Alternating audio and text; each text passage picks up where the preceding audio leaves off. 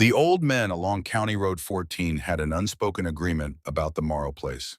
They watched it the way farmers watch anything they expect to fail, with a kind of patient, unsentimental attention that had nothing cruel in it, but nothing kind either.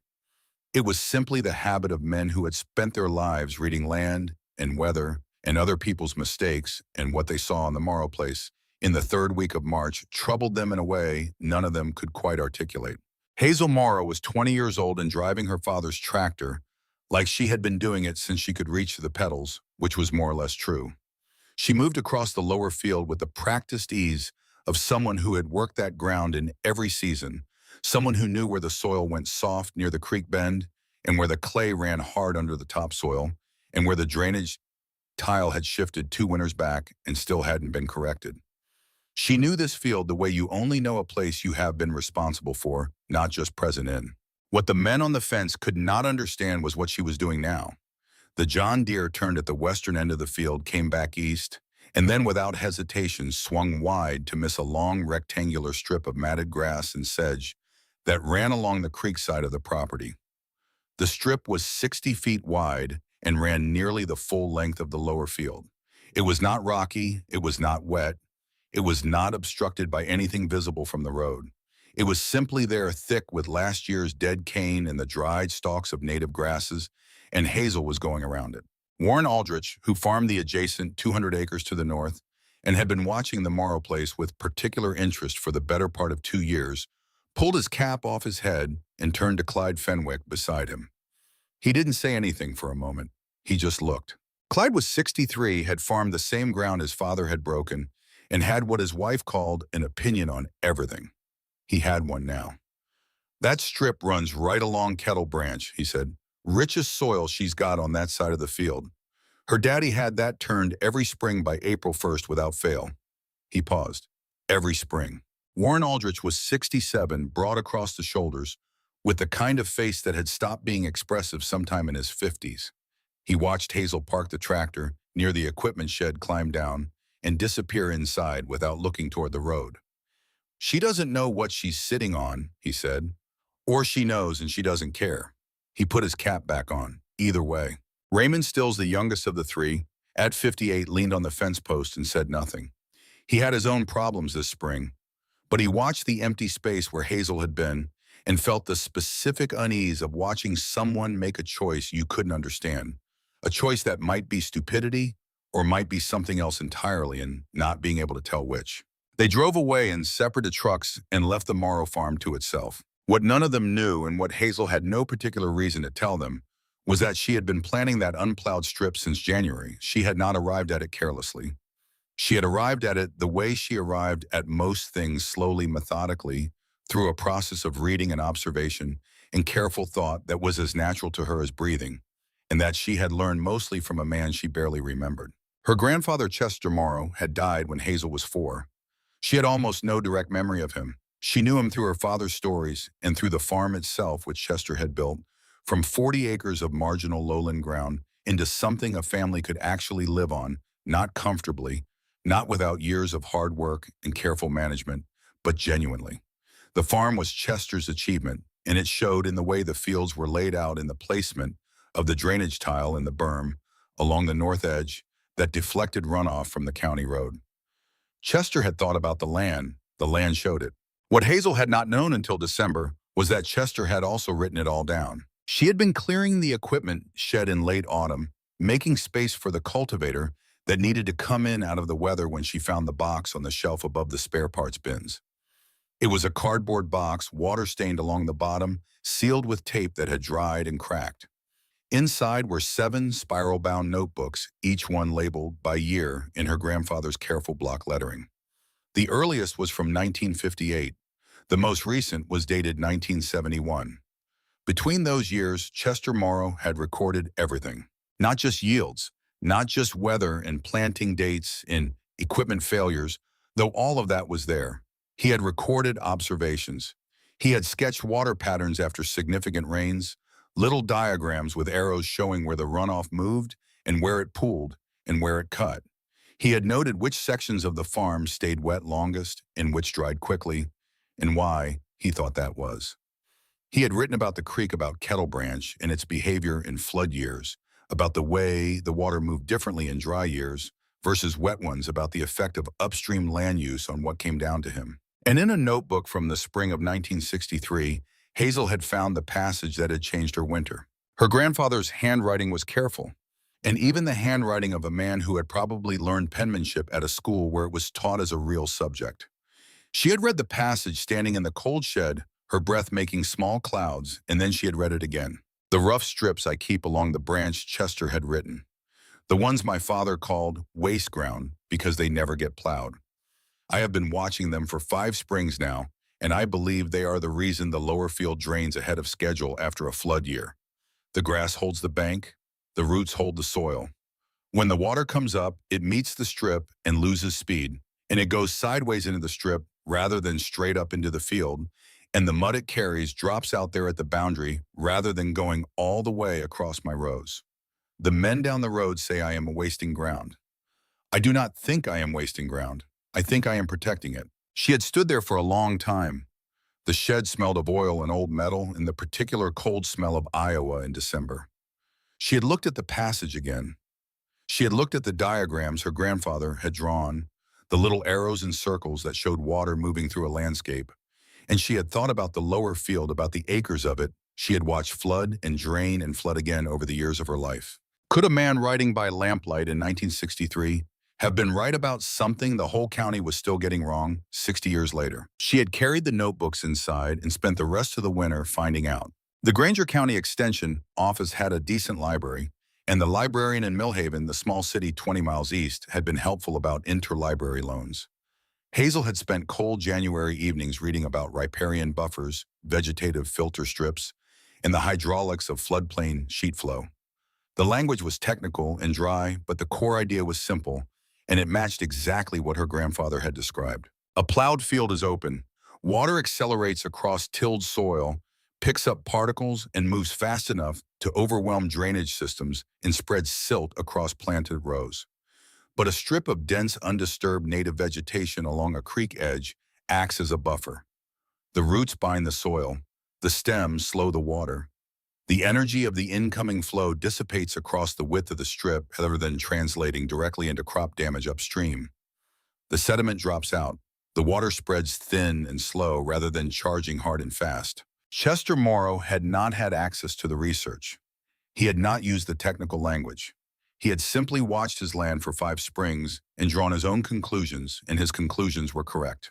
The strip Hazel had chosen was 60 feet wide, running along the full eastern edge of the lowest field, the field that historically took the most flood damage, the field that sat in the lowest pocket of the Morrow property and caught the full force of Kettle Branch when the water rose.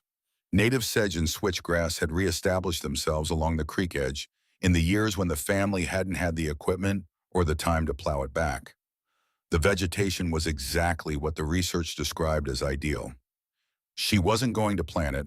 She was going to leave it alone. She had told her father in February, sitting at the kitchen table after supper, with the notebook open between them.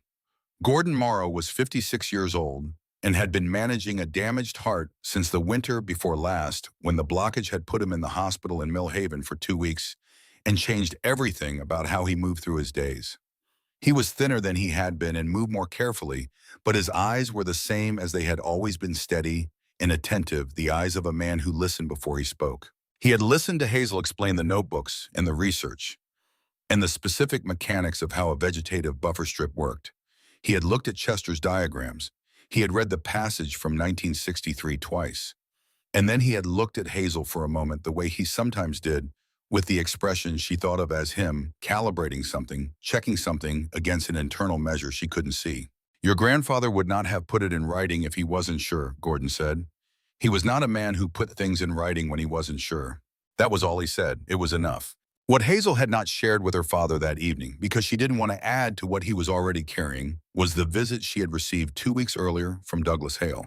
Douglas Hale was a loan officer at Granger County Bank, a trim man in his early 50s who wore good boots with his dress clothes in a way that suggested he had grown up in the country and still wanted credit for it.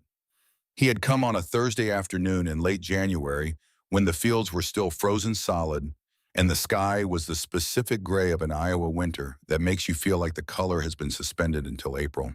He had sat at the kitchen table and laid out a document that Hazel already knew existed, but had been managing not to look at directly. The operating loan that had carried the Morrow farm through the 2 seasons since Gordon's health had turned a loan with terms that had seemed manageable at the time, was coming due in 60 days. The crop revenue from the previous year had been decent, but not exceptional. The flood that had come through in June had cost them on the low field. The equipment repair in August had not been in the plan. The numbers were not comfortable. Douglas Hale did not say this unkindly. He laid out the facts with the professional neutrality of a man who had delivered difficult information to farm families before and had learned that the kindest thing you could do was be clear. The bank needs to see a production plan, Douglas said, something that shows us the Morrow operation has a path forward, not the path from before Mr. Morrow's health situation, a realistic path given current conditions. Hazel had looked at the document. She had looked at Douglas Hale. She had said, "When do you need it?" 30 days would give us time to review it before the due date. She had nodded and thanked him for coming out.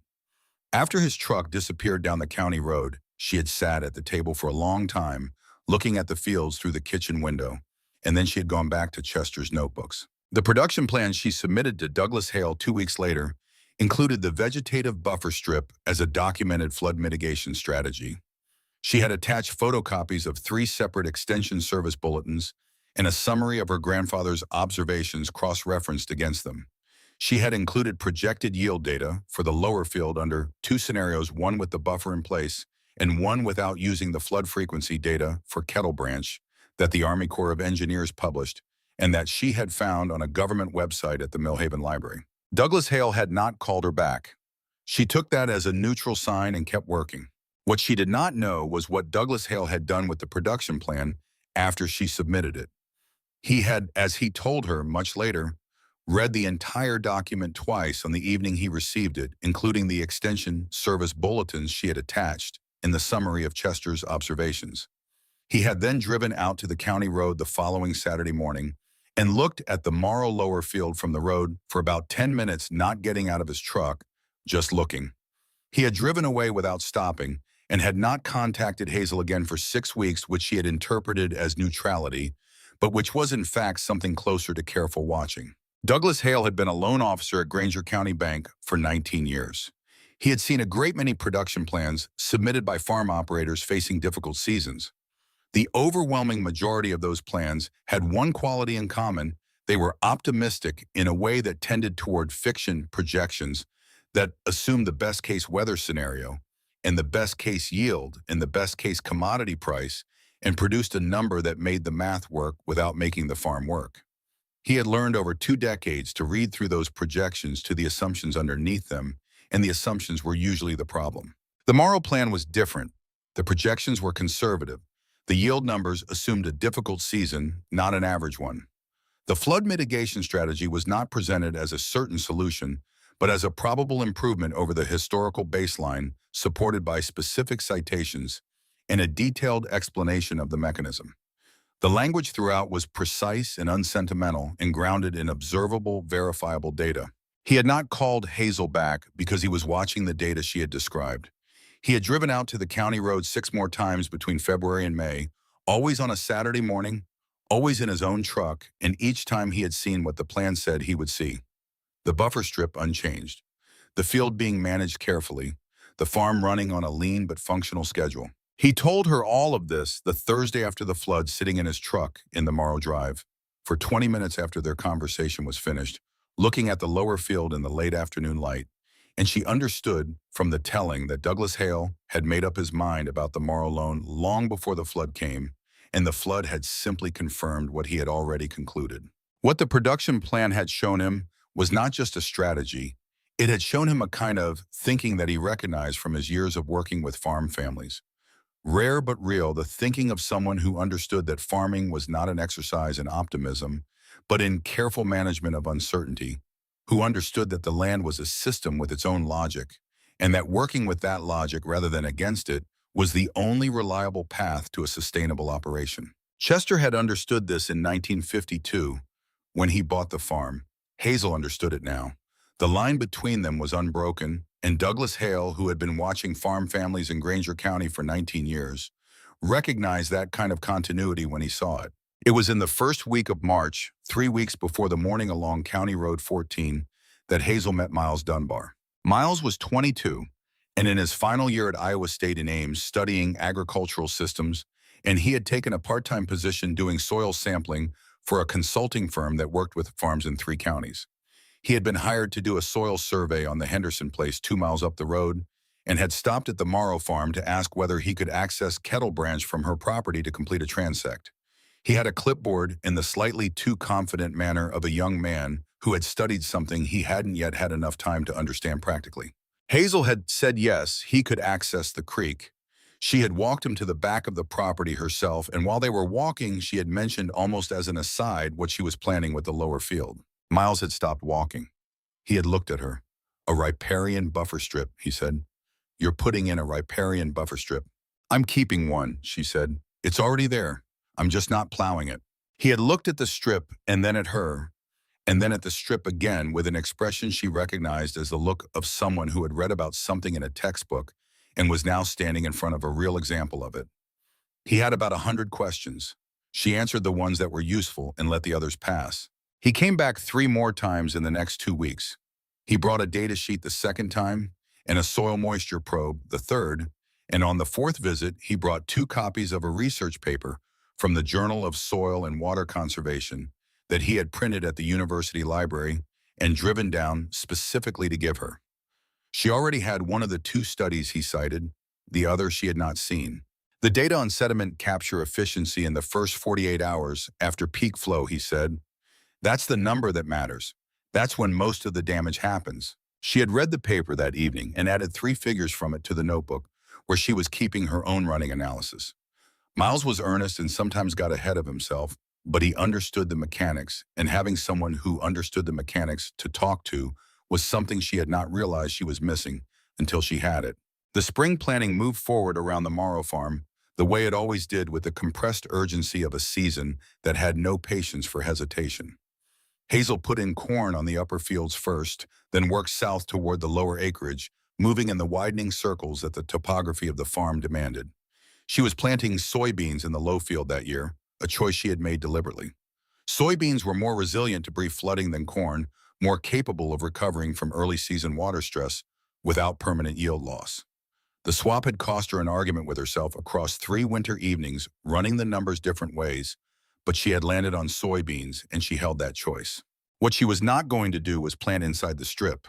The cane stakes she had driven along the eastern boundary of the buffer were her line. On one side of that line, cultivation and planting and all the ordinary work of a farming season. On the other side, deliberate stillness. Let the grass grow. Let the roots go deeper. Let the soil compact itself back into the heavy, dense, water-resistant mat that her grandfather had described, and that the research confirmed was the structural foundation of how the buffer actually worked. It was on a Thursday in the 3rd week of March, 5 days after the morning on the county road, that Warren Aldrich came to the Morrow farm directly. Hazel saw his truck from the equipment shed while she was greasing the planter. He came down the drive without hurrying, parked, and walked toward the shed with the deliberate pace of a man who had something to say and had decided how to say it. He was wearing the same cap he'd had on at the fence, and he had the same flat, unreadable expression she had seen from a distance all her life. "Miss Morrow," he said. He did not extend his hand. "Mr. Aldrich." He looked past her at the equipment in the shed, then back at her. "I'll come straight to it," he said. "That land of yours is going to be on the market before summer. The bank's position is what it is, and I know what your situation looks like. I'm prepared to make an offer now ahead of any distress pricing that I think you'll find fair." He said the word fair the way people say fair when they mean sufficient. It would let you settle your obligations and move on before things get harder than they need to be. Hazel set down the grease gun. She looked at him for a moment. "Who told you about the bank?" Something shifted almost imperceptibly in his expression. "Word gets around." "It does," she said. "The answer is no." He was quiet for a moment. "You're 20 years old," he said. Not unkindly, she recognized the tone. It was the tone of a man saying something he believes is true and thinks you should benefit from hearing. This farm has been carrying a load that was already hard for a man in full health. What you're trying to do this spring, I've watched you. I've seen the decision you made about that creek strip, and I'm telling you it's a mistake. You're short on plantable acres and short on time, and that combination doesn't end well. Thank you for the offer, Hazel said. It's no. He held her gaze for another few seconds, then nodded once and walked back to his truck. She watched him go and felt the specific clarity that comes after a confrontation you had been expecting. The sense of a threshold crossed a position stated.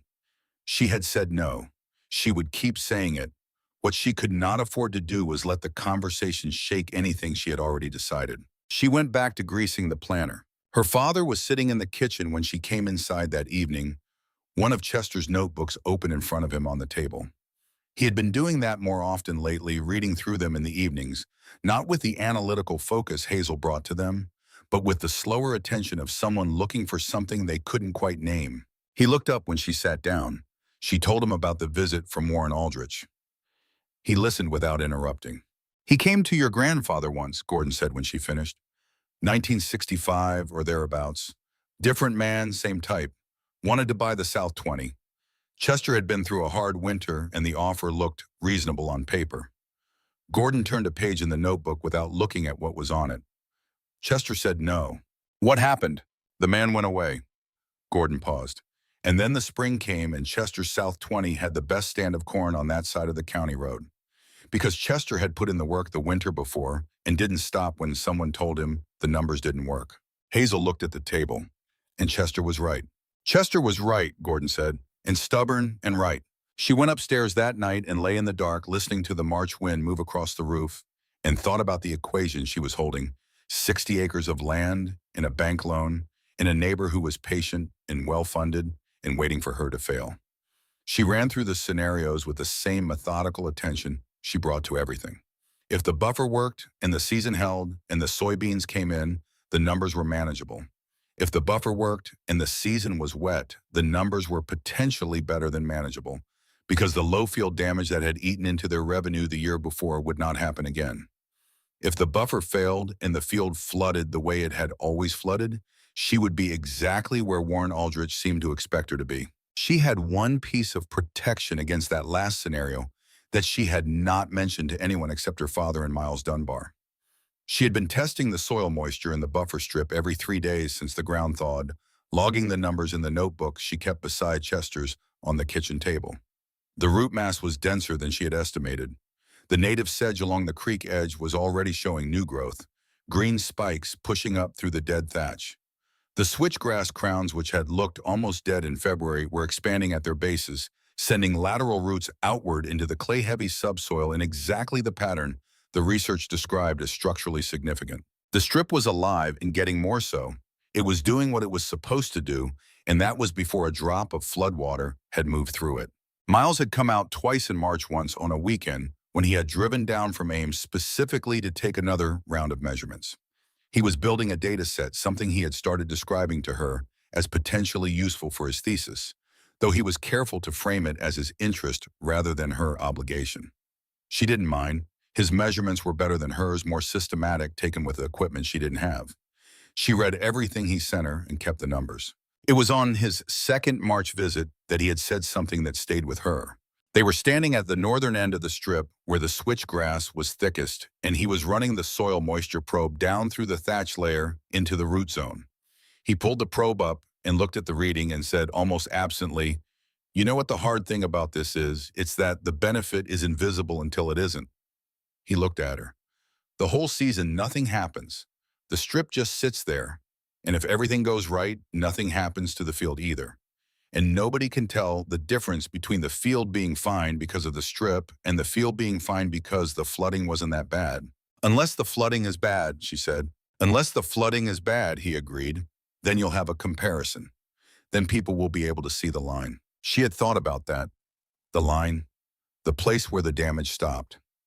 She had been imagining it all winter, a visible boundary in the field, a line that said, here is where the decision made itself real. She had built everything around that line. She was betting the farm on it, not metaphorically. The last week of March came in with cold and cloud, but no significant rain. The fields along County Road 14 were busy with the compressed activity of planting season tractors, moving in long passes across the dark soil, the air smelling of fertilizer and diesel, and the particular sharpness of fresh-turned earth. Hazel worked the upper fields in the mornings and the middle fields in the afternoons, and walked the strip in the evenings, a routine so consistent it had become automatic. On the second to last evening of the month, she stood at the center of the buffer strip and looked south along Kettle Branch at the sky over the tree line. The clouds had a density to them, a flat, settled weight that was different from the ordinary overcast of the previous weeks. She had been watching weather her whole life. She knew the difference between clouds that were passing through and clouds that were making a decision. She pulled out the notebook from her jacket pocket and wrote the date in the sky description, in the time, in the current temperature, in the direction and strength of the wind, as she had done every evening for 6 weeks. Then she put the notebook away and stood there for another moment looking at the sky. The forecast she had checked that morning at the Millhaven Library showed a low-pressure system building over Nebraska. It was not a confirmed flood event. It was not yet a storm. It was just a pattern in the atmosphere, a shape the weather was taking, and she had months of reading Chester's notebooks behind her, and she thought she understood something about patterns. She pressed the nearest boundary stake down another inch, felt it seat firmly in the soil, and walked back toward the house in the last of the evening light. The corn was in, the soybeans were in, the strip was alive and dense and rooted deep. The line was ready. Whatever came next, she had done what she could do. It would have to be enough. Gordon Morrow had a way of not asking questions that made people answer them anyway. He had used this skill on Hazel her entire life, and she recognized it now for what it was, the patience of a man who trusted that the important things would surface without being forced. He had done it with her after her mother left when Hazel was 7 and Gordon was 33, and neither of them had good language for what had happened. He had done it in the years of her growing up, when she came home from school carrying something unspoken about how things were between her and the other kids, the girl from the farm, with soil under her fingernails, who read library books and had opinions about soil types. He had done it when she decided at 17 that she wasn't going to college, at least not yet, that she was going to stay and work the farm and think about the longer question later. He had not argued. He had not agreed out loud. He had simply been present, steady, and the quality of his steadiness had been its own answer. Now he was steadier than he had ever been, but it was the stillness of conservation, the way a man holds himself quiet to protect something that needs protecting. His heart condition had changed the terms of everything on the Morrow farm, and both of them understood this without discussing it the way people discuss the weather or the price of inputs. It was just the new geography. You navigated around it. The truth that Hazel had been holding since Douglas Hale's visit in January was this.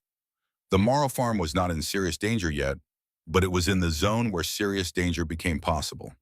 The operating loan was real and its deadline was real, and the number that mattered most was not the loan principal itself, but the yield projection for the current season.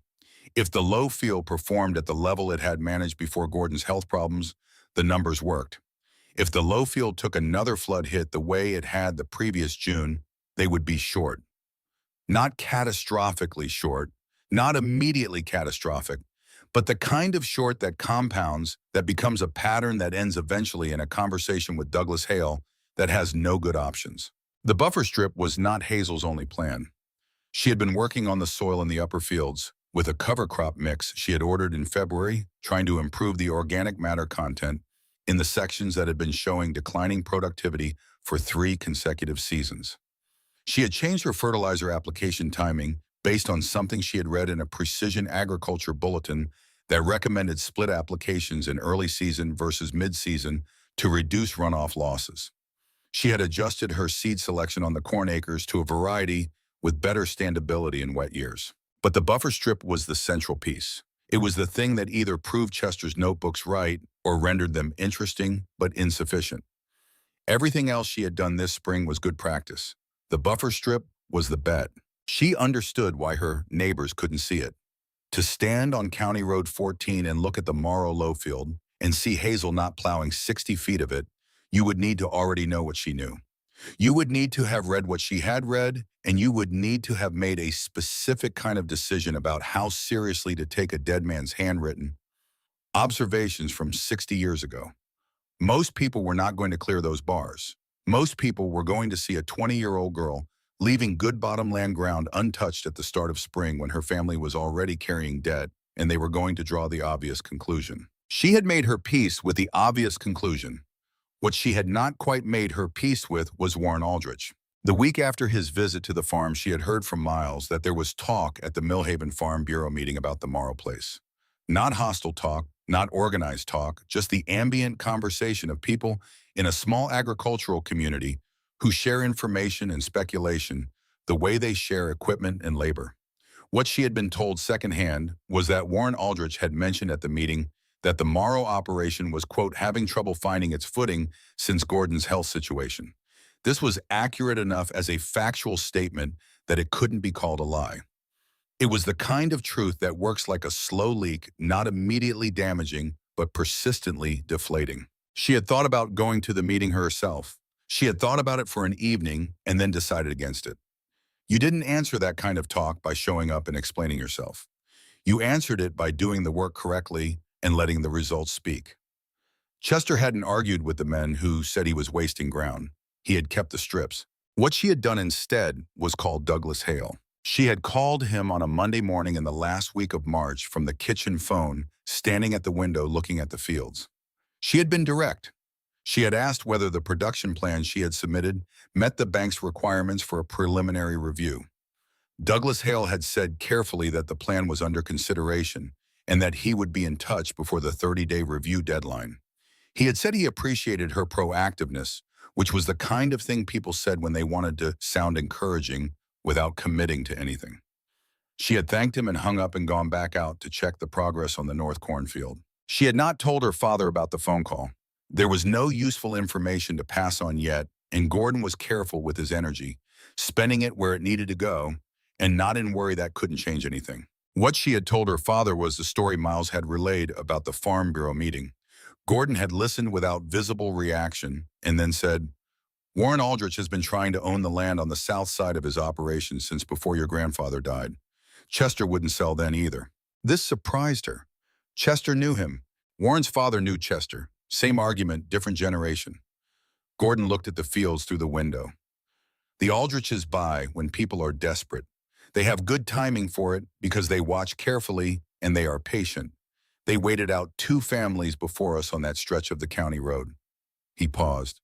Your grandfather had a saying about it. He said some men farm land and some men collect it.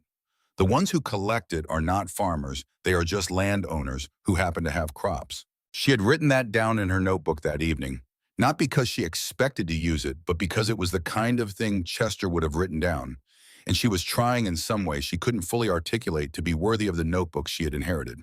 The spring rains began in earnest in the last days of March.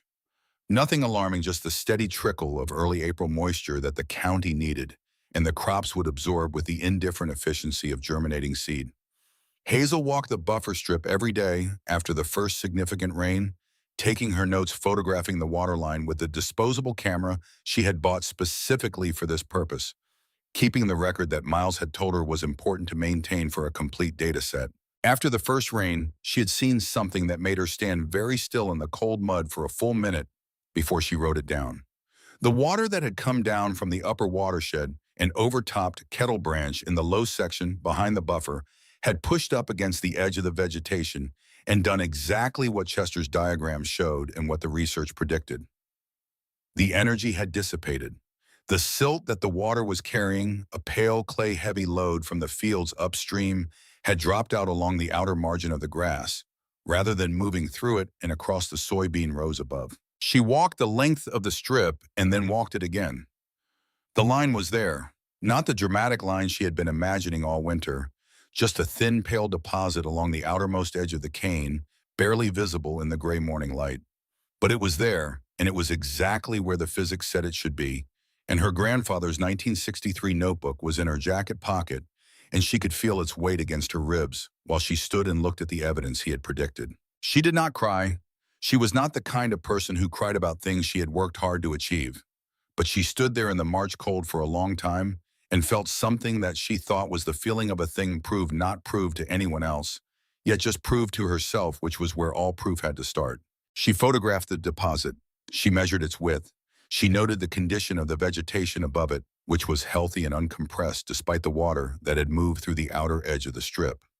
She wrote everything down with the careful, precise attention of a woman who understood that the numbers she was recording now might matter later, might be the thing that turned a morning of quiet observation into something that other people could understand and verify and use. Then she walked back to the house and made coffee and told her father, who was sitting at the kitchen table with Chester's 1965 notebook open in front of him, that the strip had worked through the first test. Gordon looked up at her.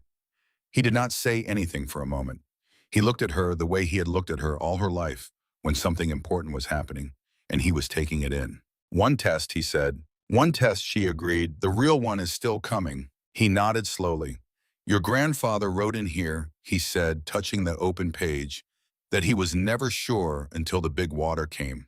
The small rains were reassuring, but he said reassurance wasn't the same as knowledge. The knowledge only came in the flood year." She sat down across from him. What year was that for him? Gordon turned back several pages. 1965, he said. He'd kept those strips for 3 years before the flood confirmed it. He looked up. He wrote that watching the line hold was the closest thing to a religious experience he had ever had that didn't happen in a church. She thought about that for a moment. She thought about Chester Morrow standing in a flooded field in 1965, watching water do something it had never done before, watching a line hold that he had built without any guarantee that it would. "The weather looks like it's building," she said. Gordon looked at the window. The sky beyond it was the color of old pewter, dense and flat, and holding its weight. "It does," he said. "It does look like that." She finished her coffee and went back out to check the soybean germination in the lower field, walking the rows in her rubber boots, noting the early green of seedlings just beginning to push through the dark soil. They were vulnerable right now, these plants not yet deep enough to survive a flood event, with their yield potential intact, not yet committed enough to the soil that a silt deposit would not require replanting. In 3 weeks, they would be more resilient. In 6 weeks, they would be established enough to handle a significant water event with modest damage. She needed the flood to wait. She needed it to wait, and she needed the strip to hold when it came, and she needed the line to be visible when the water pulled back, visible enough that the people who had been watching the Morrow place from the county road would be able to see it and understand what they were seeing. That was the whole plan. It was simple and it was everything. She walked the soybean rows until the light started going, and then walked the buffer strip one more time before coming in. The cane rattled in a wind off the north. Kettle Branch ran quiet below the bank. The sky held its weight and did not release it yet. Not yet, but soon. The night before Hazel drove the last of the planting stakes into the upper field, she sat at the kitchen table with all 7 of Chester's notebooks spread out around her in chronological order, and read them through from 1958 to 1971 in a single sitting that lasted until well past midnight. She had read each one separately before. She had not read them as a continuous document, one season running into the next one, observation building on the last. Reading them that way straight through, she understood something she had not understood before. Chester had not arrived at his conclusions about the buffer strips in a flash of insight. He had arrived at them through 13 years of patient accumulation, recording the same variables in the same sections of the same fields, through drought years and flood years and average years, watching the numbers move, watching the patterns resolve slowly out of data that must have seemed inconclusive or contradictory, or simply too slow to be useful a dozen times before it finally showed him what he was looking for. He had been patient in a way that required real courage, because the men along County Road 14 had not stopped commenting. She found references to it scattered through the notebooks. Not bitter references, not angry ones, just the matter-of-fact notation of a man recording his context.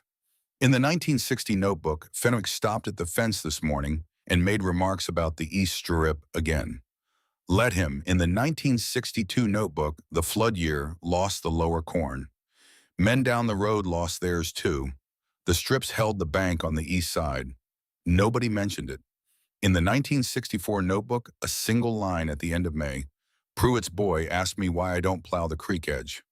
I told him I liked the view. He didn't understand that was a real answer. She had read that line 3 times. I liked the view. Chester had liked the view of a field that held its ground. He had built the view deliberately and maintained it through years of commentary and doubt, and the ordinary grinding pressure of a farm that had to pay its way. He had kept the strips not because they were easy to keep, but because he believed they were right, and he had been right, and the notebooks were the record of how a man who is right but cannot prove it, yet moves through the years until the proof arrives. She was in the same position. She understood this now in a way she had not fully understood before reading the notebooks end to end. She was not just following Chester's advice. She was following his path, and his path had a shape, and the shape was you hold your position through the winter of skepticism. You take your first measurements in the spring rains, you wait for the big water, and then you stand at the line where everything you believed proves itself true or doesn't. Chester had stood at that line in 1965.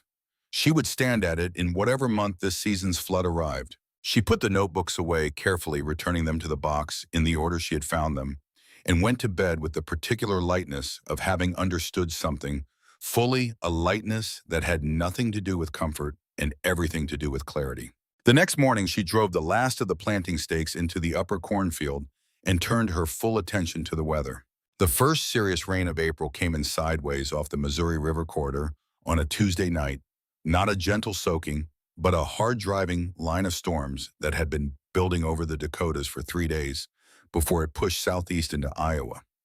Hazel heard it start against the kitchen window at 11 at night, the change from ordinary rain to something with weight and direction behind it, and she was dressed and out the door and down to the lower field by the time the worst of it arrived. She stood at the edge of the buffer strip with her headlamp and her notebook and watched the storm move through the land. Kettle Branch was already rising, the sound of it audible above the rain, a low churning noise that meant the upstream fields were sending their runoff down faster than the creek bed could absorb it. The water came up the bank in long, slow surges, each one pushing a little higher than the last, until the outer edge of the buffer strip was standing in 3 inches of moving water. She watched what happened to that water when it met the grass. The surges spread sideways. The energy that had been driving the water hard up the bank flattened out when it hit the dense cane stems, losing its directed force, becoming something more like sheet flow, thin and broad, moving through the outer margin of the strip, the way water moves through a thick carpet rather than the way it moves across open floor. The silt the water was carrying, she could see it even in the headlamp beam, that pale suspension deposited in a line just inside the vegetation's edge. The planted rows above the buffer were wet at the bottom from normal rainfall. They were not receiving the creek's load. She stood there for 20 minutes getting soaked long enough to verify what she was seeing was not a moment's aberration but a consistent pattern, and then she went inside and dried off and wrote everything down in the kitchen with the notebooks open around her and the storm still hammering the windows. She did not sleep much that night, not from worry, but from the focused alertness of someone in the middle of something that was working. What she did not know, because she had been in the field watching water and not watching her property boundary, was that Warren Aldrich's truck had been parked on County Road 14 for part of that evening, engine running, headlights off. She found out 3 days later, and not from Warren Aldrich. Miles Dunbar had driven down from Ames on the Thursday after the rain, partly to check his soil moisture sensors, and partly, he said, to see the data from the Tuesday storm event. He was animated in the way he got when the numbers supported his theoretical framework, talking quickly about sediment capture rates and flow velocity reduction as they walked the strip together in the afternoon sun that had followed the storm like an apology. Then he said almost offhandedly while he was writing in his field notebook, "You know, I passed Aldrich on the county road coming in. He was headed away from your place.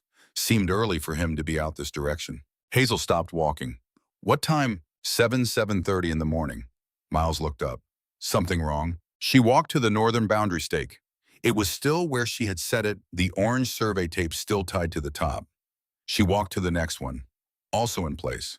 She walked the full line of stakes, 15 of them, running north to south along the buffer's eastern edge, checking each one. All present. Then she walked the boundary again, more slowly, looking at the ground around each stake, and at the 6th one from the north she stopped. The soil around the base of the stake had been disturbed. Not dramatically, not in a way you would notice walking past quickly, but the impression of a boot heel was visible in the mud 2 inches from the stake's base, and the stake itself was canted approximately 5 degrees from vertical in a direction consistent with someone having pushed it with their foot and then thinking better of it, walked away. She looked at the impression for a long time. She photographed it with a disposable camera. She said nothing to Miles about what she was looking at. She straightened the stake and pressed it back to vertical and moved on to the next one. That evening, she drove to Millhaven and spent 45 minutes at the county courthouse, looking at the plat maps for this section of Granger County. She verified the boundary line between the Morrow property and the adjacent lands. She noted the precise measurements. The buffer strip was on Morrow ground, its eastern boundary set 3 feet west of the survey line, well inside the Morrow property. There was no ambiguity about this, no room for a reasonable mistake about ownership. She drove home in the late evening, thinking about what it meant that Warren Aldrich had apparently come to her stake line in the rain at night and stood there and then left without doing anything irreversible. It meant he was testing the boundary. It meant he was considering something and had not yet committed to it. It meant she needed to be paying attention in a different way than she had been. The following Monday, Warren Aldrich did what he had apparently decided on. Hazel was in the upper cornfield running the cultivator when Miles called her from the road on the cellular phone she kept in the tractor cab. His voice had the specific tightness of someone trying to sound calm about something they were not calm about. "There's a guy with a brush cutter working your east strip," Miles said. "Aldrich's hired man. I can see them from the road." She shut the tractor down and was back at the lower field in 4 minutes. Aldrich's hired hand, a younger man she knew by sight named Garrett, was running a gas-powered brush cutter along the outer edge of the buffer, working north to south, cutting the native cane down to 6-inch stubs in a swath approximately 8 feet wide. He had already cleared maybe 30 feet of the strip's length. She walked straight to him and stopped 10 feet away. He cut the engine when he saw her coming. "This is Morrow property," she said. He looked uncomfortable. He was maybe 25, doing a job he had been paid to do, and whatever he had been told about the property line was apparently sufficient for him to start. "Mr. Aldrich said this section runs to the county survey line," he said. "Said it's the shared boundary." "Pull your phone out," she said. "Call him." He looked at her for a moment, then pulled the phone out of his back pocket and called. She watched his face while he talked. She could hear Warren Aldrich's voice on the other end, not the words, just the tone, which was even and unhurried. Garrett ended the call and looked at her. "He says it's disputed territory and he's exercising management rights on his side of the boundary until it's resolved." "Get off my property," Hazel said. "Take the brush cutter with you. If you come back without a court order in your hand, I will call the county sheriff before you reach that strip." He looked at the strip and at her and made the calculation that anyone in his position would make. He picked up the brush cutter and walked north toward Aldrich's ground. She stood at the edge of the damaged section and looked at what had been cut. 30 feet of strip, the outer 8 feet of it reduced from chest-high cane to stubble. The inner portion of the strip was untouched, the roots were undisturbed, the damage was to the above-ground structure rather than the root mass. The strip would recover. The cut vegetation would regrow. But the timing was critical because the regrowth would not be established to full protective height before the flood season arrived, and the exposed area would be less effective than the intact section during a high water event. She photographed the cut section. She photographed the footprints. She drove to Millhaven that afternoon and met with Frank Odom. Frank Odom was the Granger County Extension agent, a patient man in his early 60s who had been dealing with agricultural disputes and land management questions in this county for over 2 decades. He had a measured, methodical way of approaching problems that Hazel had always found reliable. He was not excitable. He was not easily impressed. He was also, she had learned from her father, someone who took boundary violations on agricultural land very seriously. She laid out the situation in his office, showing him the photographs and the plat map pages she had copied at the courthouse. He listened without interrupting. He asked 3 questions, all precise and factual. Then he sat back in his chair and looked at the photographs for a moment. "That boundary is not in dispute," he said. "The county survey is clear. What was done to your vegetation strip was done on your property without your permission." He paused. "I'd suggest a letter from the county attorney's office before anything else. Not a lawsuit, just a letter, something on record." He looked at her. "You should also document the condition of that strip as carefully as you can from here forward, with dates, measurements, and photographs. If this comes to a hearing of any kind, you'll want that record." She thanked him and drove home and spent the evening writing a detailed account of what had happened, including the boot impression near the stake 3 days earlier, in the same spiral-bound notebook where she had been recording the buffer strip's performance data. Then she called the county attorney's office and left a message. Warren Aldrich received the letter the following Friday. She knew this because Miles told her because Millhaven was a small community and Warren Aldrich in a county attorney's office waiting room was not something that went unnoticed by the people who moved in and out of the municipal building on a Friday morning. Aldrich did not come to the Morrow farm. He did not send Garrett back.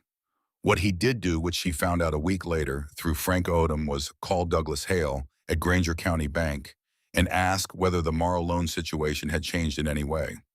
The timing was not subtle. It was the move of a man who had found one door blocked and was checking the next one. Douglas Hale had not told Warren Aldrich anything beyond what was already public knowledge about loan status and timeline.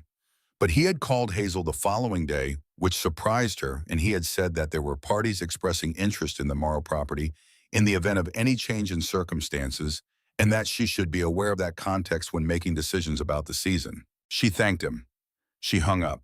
She stood at the kitchen window for a moment looking at the lower field, at the soybean rows that were coming up strong now in the mid-April warmth at the buffer strip that was green with new growth along most of its length, at the damaged section where the cut cane was already showing new shoots pushing up from the undamaged root mass.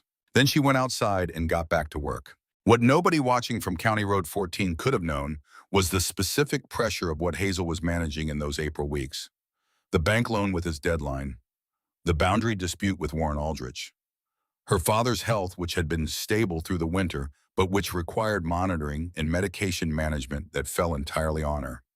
The spring planting schedule with its compressed and unforgiving demands on her time and energy, the buffer strip and its need for documentation and protection, Miles's data collection, which she was both grateful for and careful about, not wanting to become dependent on a presence that was temporary and that would leave when his thesis work was done. She did not share the full weight of this with anyone, not with Gordon, who could feel it anyway and did not need it spelled out. Not with Miles, who was helpful but young and whose understanding of what it meant to be personally responsible for 40 acres and a sick father was theoretical. Not with Frank Odom, who was professionally supportive but not someone she could bring the unfiltered truth to. She held it mostly alone, the way she had learned to hold things from watching Gordon, hold things from watching Chester's notebooks and reading between the lines of a man who had been in the same position 60 years earlier and had learned that the holding was part of the work. What got her through April was the same thing that had gotten Chester through his April springs. The numbers were building. The strip was working. The evidence was accumulating in her notebook, one measurement at a time, and the measurements said the same thing every time. Hold your position. The line is real. In the first week of May, Gordon's cardiologist in Millhaven called to say that the results of his recent stress test showed a new arrhythmia pattern that needed to be monitored more closely. He did not need to be hospitalized. He did not need a procedure. He needed to reduce physical exertion and increase his monitoring visits and be in reach of the hospital if anything changed. The cardiologist used the phrase "nothing immediately alarming" 3 times in the conversation, which was the kind of thing you said when something was not immediately alarming but needed to be taken seriously. Hazel told her father the cardiologist's recommendation in the kitchen that evening. Gordon listened in the way he always listened without performing reaction, taking it in. Then he looked at his hands on the table for a moment and said, "I'm going to trust you with the season." She looked at him. "I know you are." "I mean, I'm going to stay off the equipment," he said. "Completely. Not because I can't do it, because I trust you." The distinction mattered to him. She understood that. "Okay," she said. "Tell me everything," he said. "Every evening. I want to know all of it." "Every evening," she said. He nodded once. "Your grandmother used to say Chester worked better when he had someone to report to at the end of the day. Said it kept him honest about what was actually happening versus what he wanted to be happening." She thought about that. She thought about Chester in the kitchen in the evenings, reporting to his wife on the condition of the strips and the weather patterns and the data from the previous day. And she thought about how that reporting must have shaped his thinking, must have forced clarity and precision out of what might otherwise have stayed impressionistic. "I'll tell you everything," she said. "Every evening." The weather changed in the second week of May. The comfortable spring warmth gave way to a pattern that the Millhaven meteorologist on the radio described as a reinforcing moisture channel, a situation where successive weather systems were moving along the same track, each one depositing rain across the same geography, before the previous rain had fully drained. The ground along the Kettle Branch watershed was already at field capacity, which meant every additional inch of rain had nowhere to go except across the surface, channeled toward the low points headed for the creek. Hazel checked the USGS stream gauge at the Granger County Bridge crossing every morning on the Extension Office's website. The gauge was reading higher each week. Nothing at flood stage yet, nothing that would trigger official alerts, but the trend line in the gauge data was not ambiguous. She walked the buffer strip twice a day now, morning and evening, and what she saw was a strip functioning at its theoretical maximum. The root mass after 2 months of the spring growth was deep and interconnected. The native grasses had their full summer height. The sedge along the creek margin was impenetrable. After each rain event, the pale silt deposit along the outer edge of the strip was visible and measurable, and what the measurements showed was that almost nothing was getting through. The field above the strip was showing water stress from the rainfall itself, normal pooling in the low corners of the soybean rows, but the silt load that had devastated the field in previous flood years was piling up at the strip's boundary and staying there. Miles came out on a Saturday in mid-May with his advisor from Iowa State, a soil scientist named Dr. Reeves, who had apparently been following the data Miles was collecting and wanted to see the site in person. Hazel gave them access and answered Dr. Reeves's questions, which were more specific and technically demanding than any she had answered before. He measured the silt deposit width and depth. He tested the root density with an instrument she had not seen. He walked the full length of the strip twice. When they were leaving, Dr. Reeves turned to her at the field gate and said, "Whoever designed this placement understood exactly what they were doing." He paused. "When was the last time this strip was managed?" "It hasn't been managed," she said. "It was never plowed. My grandfather kept it rough from the 1950s. Dr. Reeves looked back at the strip. He looked at it for a moment without speaking. "Your grandfather," he said, "was 60 years ahead of the published literature." She drove back to the house and sat at the kitchen table with Chester's notebook stacked in front of her and read the 1963 passage one more time. The words had not changed. They were exactly what they had been in December when she had first read them, standing in the cold shed with her breath making clouds. But the weight behind them had changed. Now they were confirmed not just by her own observations and Miles's data, but by a soil scientist from Iowa State standing in her field saying the same thing Chester had written by lamplight in 1963. She put the notebook down and looked out the window at the field. The soybeans were dark green and dense in their rows now. The buffer strip was a solid wall of vegetation along the creek edge. The sky to the west had the dense, flat look she had been watching for since March. The weather system the National Weather Service had been tracking for a week had stalled over Nebraska and was pulling moisture up from the Gulf of Mexico in sustained bands. The Granger County Emergency Management Office had issued a flood watch. The USGS gauge at the county bridge had gone above 5 feet for the first time that season. The Kettle Branch watershed was saturated. Clyde Fenwick and Raymond Stills were at the Millhaven Co-op loading sandbags on a Tuesday afternoon when Hazel came in for a flat repair on the cultivator tire. She heard them talking before she reached the parts counter, not about her specifically, but about the flood outlook and the condition of the lowland farms. Clyde was saying that the low field on the Morrow Place would be underwater by the weekend if the forecast held. Raymond said something she couldn't fully hear. Clyde laughed, the short, dry sound of a man making a prediction he expected to be right. She paid for the tire repair and drove home without stopping to correct the prediction. The drive back along County Road 14 took her past the full length of the Kettle Branch Basin, and she drove it slowly in the way she had been driving it all spring, looking at the fields from the road, the way her grandfather must have looked at them, reading the landscape for information. Raymond Stills's corn on the west side of the road was in its early canopy stage, deep green, and standing well a good stand by any measure. Clyde Fenwick's North 40 was similar to the field that had given Clyde trouble for 3 years running, now showing the improvement that came from the new tile work he had put in the previous fall. Warren Aldrich's low acreage beyond his windbreak was not visible from the road, but she knew its contour and its proximity to the creek, and she thought about it as she drove past his drive. Her own lower field was invisible from the road as well set back behind the equipment shed, but she knew exactly what it looked like in this weather. She could see it in her mind with the accuracy of something studied from every angle across every condition of light and rain and season. The soybeans were in their mid-canopy stage exactly where they should be for the date the row's closing, and the plants dark and dense with the season's accumulation of growth. The buffer strip was at the height of its annual growth cycle. The native grasses at full summer height, the sedge along the creek margin dense enough to be nearly impenetrable to foot traffic. It was as ready as it was going to be. She had known since March that the test was coming. She had been building toward it with every measurement and every photograph and every note in the notebook beside Chester's on the kitchen table. The weather was finally delivering what she had been preparing for, and the thing she had not expected was how calm she felt about it. She pulled into the Morrow Drive and sat for a moment in the truck before going inside. The sky to the west was the color she had learned to read. She had been reading weather all her life. She had grown up in a family where the weather was not background, but foreground, not something that happened to you, but something you tracked and analyzed and responded to with the attention of people for whom it carried real economic consequence. Gordon had taught her to read clouds. Chester, through his notebooks, had taught her to read what came after the clouds. What came after these clouds was going to test everything she had built. She was ready. She got out of the truck and went inside and began going through the flood preparation list she had made in February, the same methodical process she brought to every high-stakes event on the farm, not hurrying, not worrying, just moving through the steps in the order they needed to happen.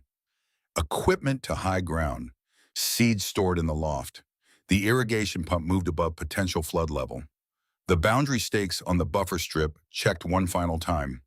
The camera loaded with fresh film. The notebook at the top of the list where she would not overlook it. Gordon watched her move through the afternoon from the kitchen table, not offering to help, because they had both accepted the terms of his recovery, but present in the way he was always present, attentive and steady, and the fixed point around which the work of the farm oriented itself. At 6 that evening, while she was checking the last of the equipment positions, Miles called. The storm system over Nebraska had been upgraded. The National Weather Service was now projecting a multi-day event with peak rainfall totals in the Kettle Branch watershed of 3 to 5 inches, following a May that had already left the ground at field capacity. The Granger County Emergency Management Director had issued a flood watch.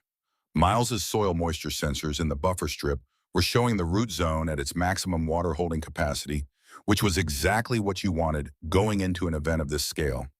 The roots would hold the bank. They had absorbed all the moisture they could absorb. What came now would be channeled by them rather than absorbed. She thanked him and hung up and went to tell her father. Gordon listened and asked 2 questions, both of them practical, about equipment positions and the condition of the tile outlets. She answered both. He nodded. "Get some sleep tonight," he said. "You'll need it." She slept 4 hours.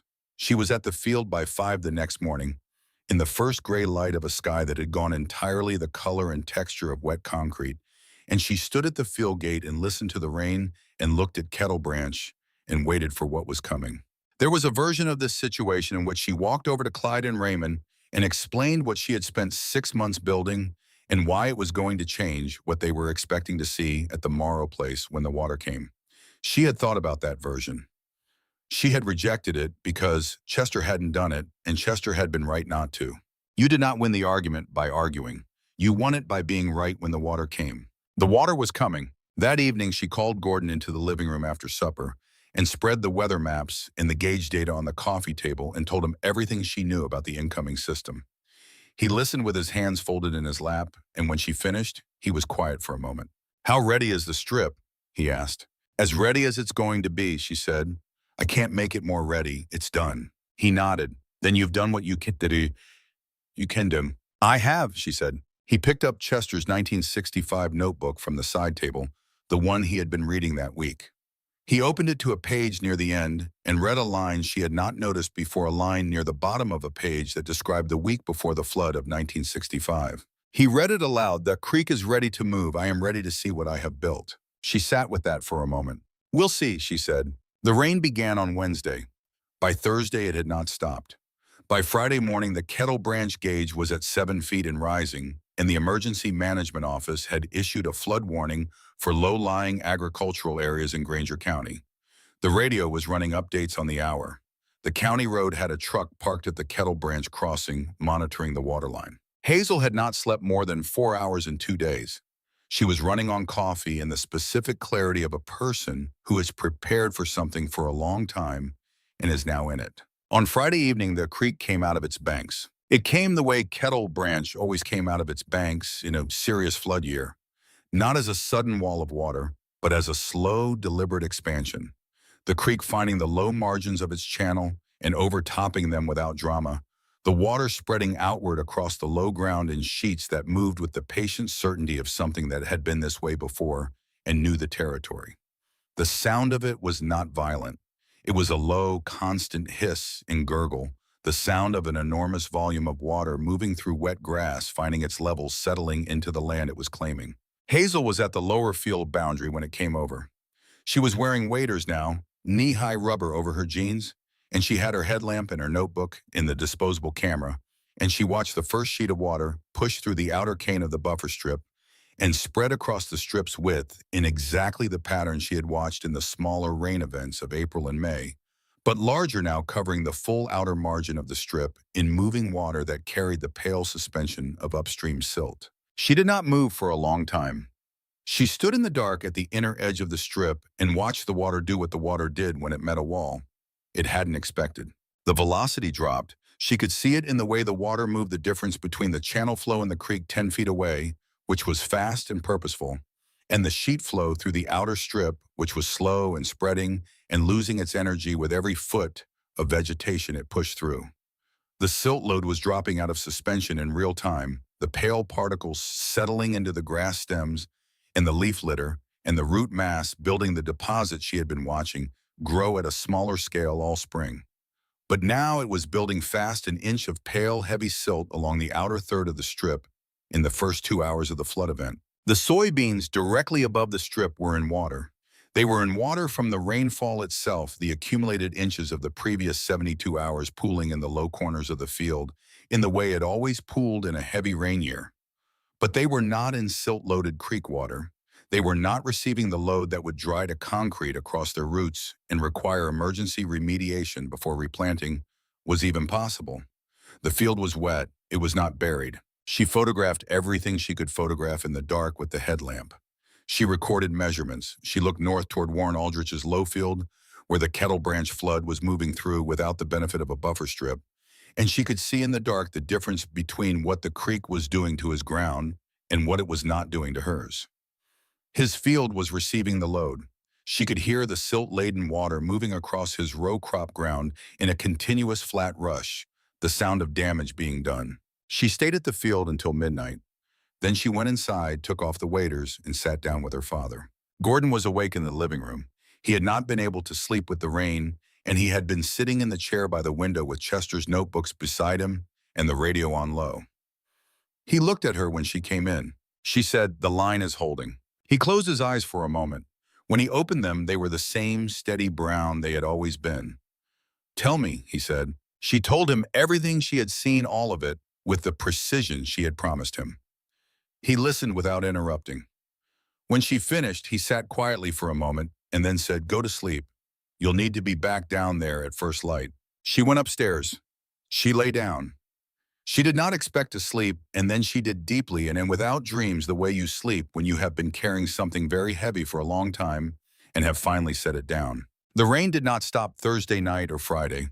It eased on Saturday morning to a steadier, lighter fall, less dramatic than what had come before, but still enough to keep the ground saturated and the creek running above flood stage. The Emergency Management Office kept the flood warning active. County Road 14 was passable, but the shoulders were soft and 2 of the drainage culverts in the low section had backed up. Hazel was at the field by 5:30 Saturday morning. The light was coming up gray and flat across the watershed, the kind of light that makes everything look the same depth and value, and what she saw in it stopped her at the field gate. The buffer strip was intact. The silt deposit along its outer edge was now 4 inches thick at its deepest point, a pale clay-heavy band that ran the full length of the strip's eastern margin. Above the strip, the soybean rows were standing in water up to their first node, but they were standing. No silt load, no buried root zones. The plants were stressed but alive, and they were going to stay alive. She turned to look at Warren Aldrich's field north of the boundary. His low ground was still underwater, and where the water was receding, she could see the silt line already, a pale band 3 to 4 inches deep across his row crop. Acreage, that pale band that meant damaged root zones and reduced emergence. and in the worst sections, replanting. His drainage tile outlets were running clear, which meant the tile was doing its job, but the silt on top of his soil was doing its own job in a different way. Raymond Still's field to the south had taken a similar hit.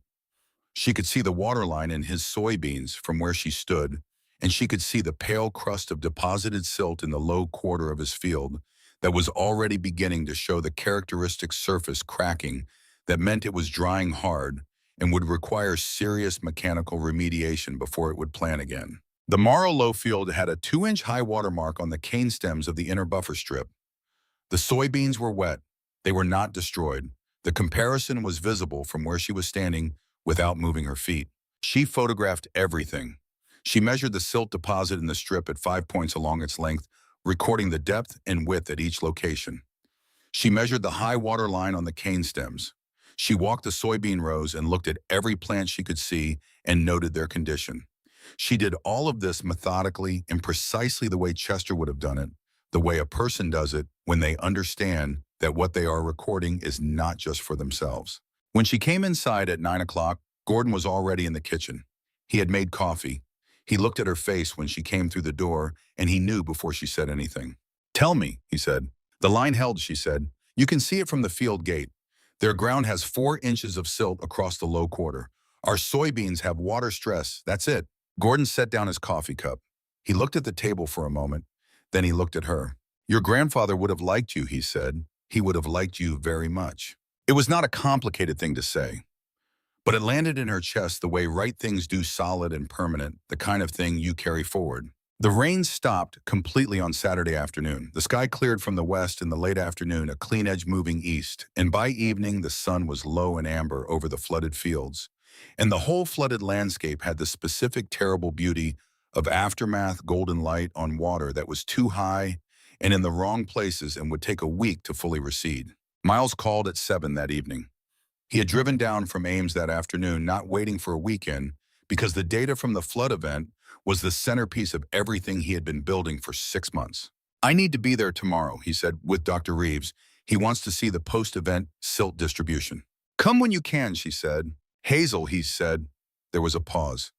"The preliminary numbers I'm pulling from the sensors. The sediment capture rate during peak flow." Another pause. "Your grandfather was right, and then some." She looked out the window at the flooded low field in the golden evening light. "I know," she said. She set the phone down and went to tell her father about the call and about what Miles had said, and Gordon listened and then picked up Chester's 1965 notebook from the side table and found the page he had read aloud to her the week before. He read the next line, the one that came after "the creek is ready to move." He said, "Chester wrote, when the water pulls back, a line will be there, and the men who doubted will come and stand at the line, and they will not need to be told what they are seeing." Hazel looked at the window.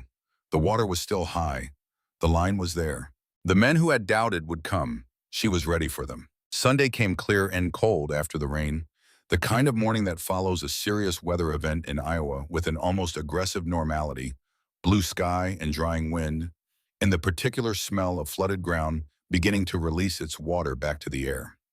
Hazel was up before first light and at the field before the sun cleared the tree line, not because there was an emergency, but because she needed to see it in full daylight, needed to see the full scope of what the flood had done and what it had not done. What she saw in the morning light was better and worse than she had expected in different ways. Better because the buffer strip had performed beyond the most optimistic scenario she had projected. The silt deposit was dense and deep and perfectly distributed along the outer margin, and the inner strip and the field above it were as clean as she had hoped they would be. The soybeans were going to need time to recover from the water stress, but they were alive and their root zones were intact. She was not looking at a replant. She was not looking at a lost field. Worse, because the extent of the damage on the neighboring properties was more severe than she had appreciated in the dark and the rain of the previous 2 nights. Raymond Still's low quarter was going to need significant work. The silt deposit there was 5 to 6 inches deep across nearly 30 acres, and she could see from the road that it had formed the characteristic hard crust that was the worst-case outcome of an Iowa lowland flood event. That was replanting and soil remediation, and the kind of loss that showed up in an operation's books for 2 seasons. Clyde Fenwick, whose south field ran along the county road a half-mile north, had a worse situation than Raymond. He had corn in the ground there, early corn, that he had pushed into the field in the last week of April because the weather forecast had looked favorable and he wanted the head start. That corn was not going to recover from what had moved across it. The silt depth in his low corner was pushing 8 inches in places. You did not rescue a corn stand under 8 inches of fresh silt. You started over. Warren Aldrich's losses were harder to see from the road because his low field was set back behind a tree line, but the evidence was visible in the water running out of his drainage tile outlets, which was carrying a sediment load that told its own story about the state of his topsoil. Miles arrived at 10 in the morning with Dr. Reeves and a graduate student Hazel hadn't met before. They spent 3 hours on the Morrow property, then 2 hours moving between the neighboring properties with the permission of the landowners, who were too focused on their own damage assessment to question the presence of researchers with instruments. Dr. Reeves came back to the Morrow field gate at 4 in the afternoon and stood next to Hazel and said, "The differential is extraordinary. I've been doing post-flood assessments in this watershed for 20 years. I've never seen a field this close to the creek center line come through a flood event at this damage level." He was looking at the silt line at the buffer strip boundary. That line is a textbook illustration. Better than textbook. She said, "My grandfather built it." Dr. Reeves looked at her. "Miles told me about the notebooks. I have them if you want to read them." He paused. "I would very much like to read them." What happened next was something Hazel had expected in principle, but not in the specific emotional register it arrived in. They came one by one over the next several days, the way farmers come when they need to understand something with their boots still muddy from their own fields, and an expression that was something between professional assessment and the particular humility that serious loss produces in serious people. Raymond Stills came first on the Monday after the flood, walking the fence line from his property to hers and stopping at the place where the damage clearly changed character. He stood at that boundary for a long time, looking back at his own ground and then at hers, and the arithmetic of what he was looking at was not complicated. When he turned to her, his face had the expression of a man doing hard calculation. "How wide is that strip?" he said. 60 feet, she said. "My grandfather's notes say 40 is the minimum. I went wider." He looked at it again. "What kind of grass?" she told him. He asked about establishment, about timeline, about whether you could plant it or had to let it naturalize on its own. She answered every question without impatience, the way you answer questions from people who have just learned something expensive.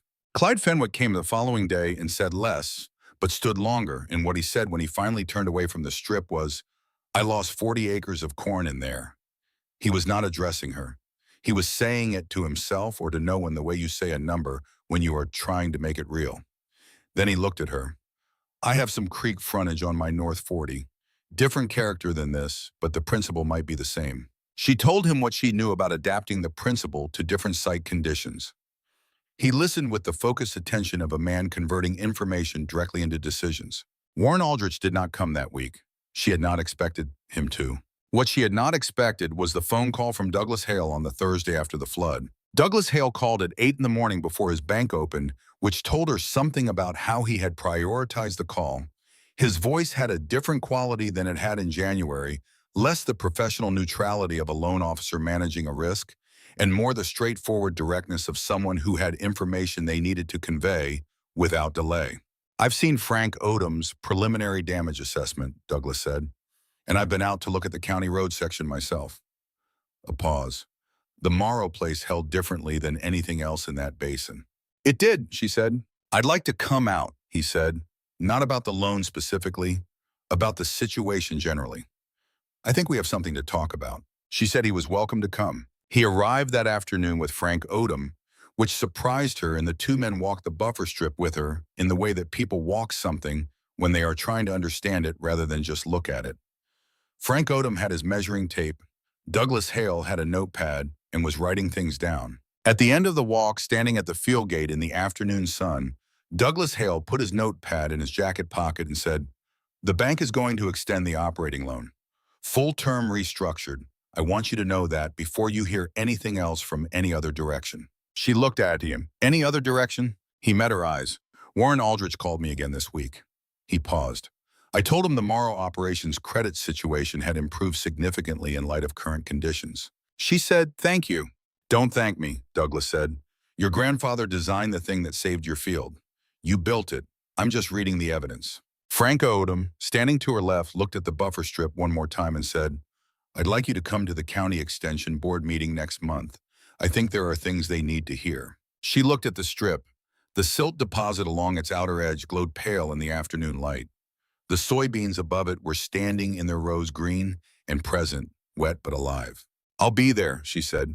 The extension board meeting was on the third Thursday of June in the community room at the Millhaven Courthouse, a room that had hosted 40 years of agricultural policy discussions, crop insurance hearings, and the occasional contentious land use dispute. It had a low ceiling and fluorescent lights and chairs that had been there since the 1980s and showed it. On ordinary Thursdays, it held 12 people at most, the board members, and whoever had a specific item on the agenda. On this Thursday, it held 47. Hazel knew the room was full before she pushed through the door because she could hear it, the particular concentrated sound of a room with more people in it than usual. Conversations overlapping, chairs scraping. She had driven over from the farm with Miles, who had prepared a summary of his data findings on 2 printed pages that he had been revising in the passenger seat the whole drive. She had Chester's 1963 notebook in her jacket pocket.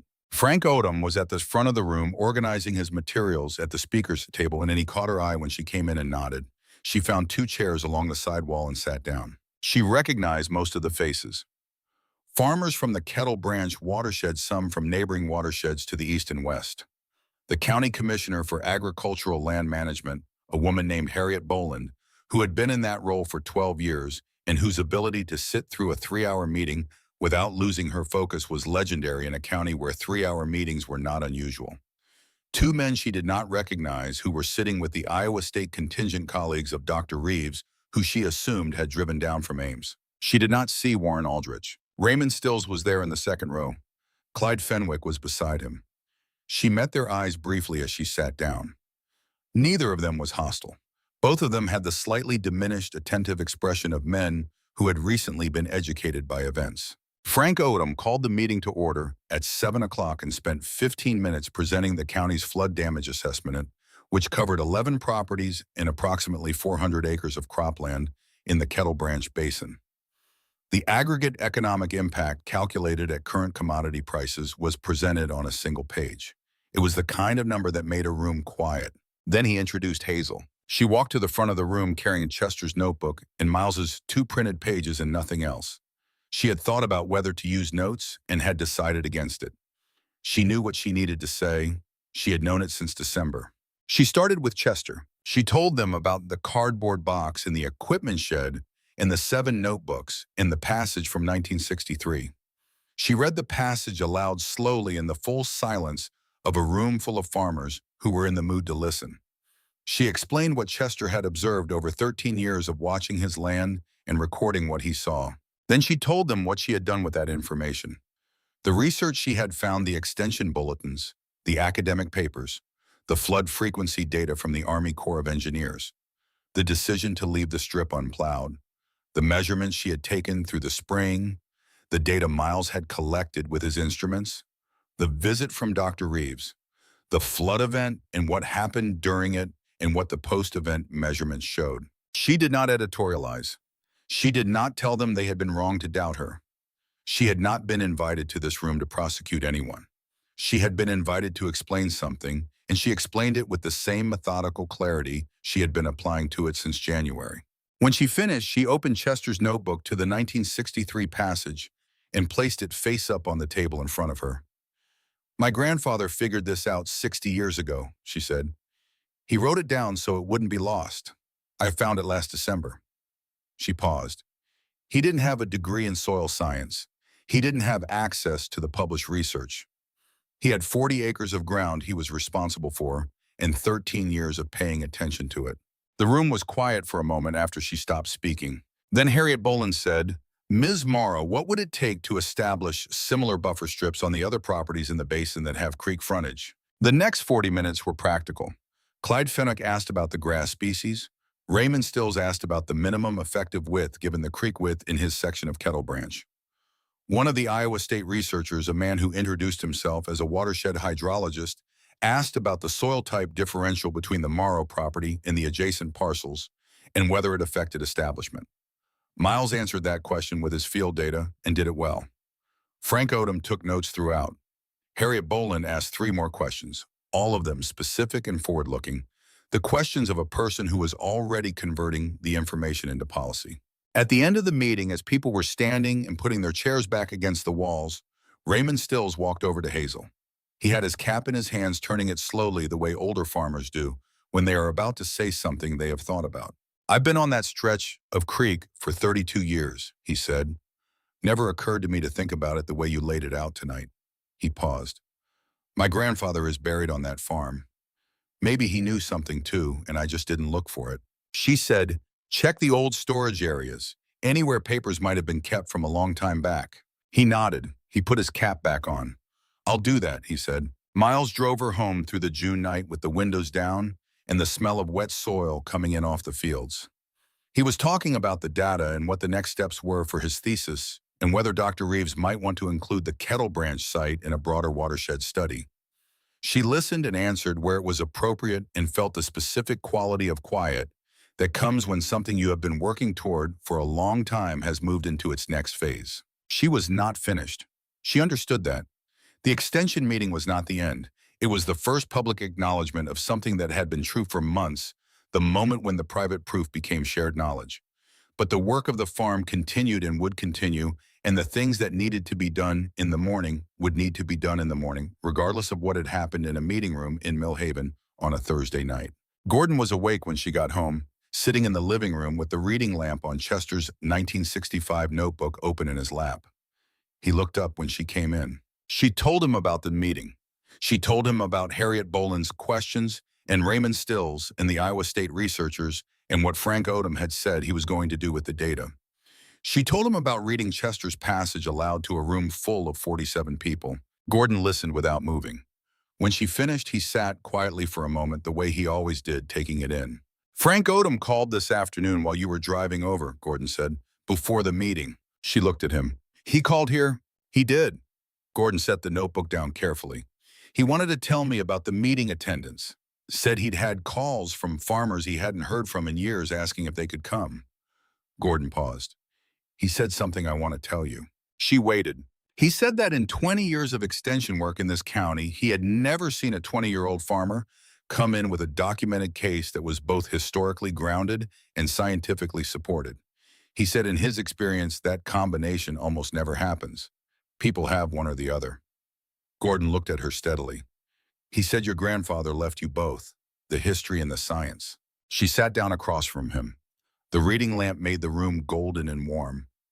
Outside, the June night was quiet, and the fields beyond the window were drying in the warm air, and somewhere along the eastern boundary of the lower field, the buffer strip was doing what it always did, just being there, just being dense and rooted and present.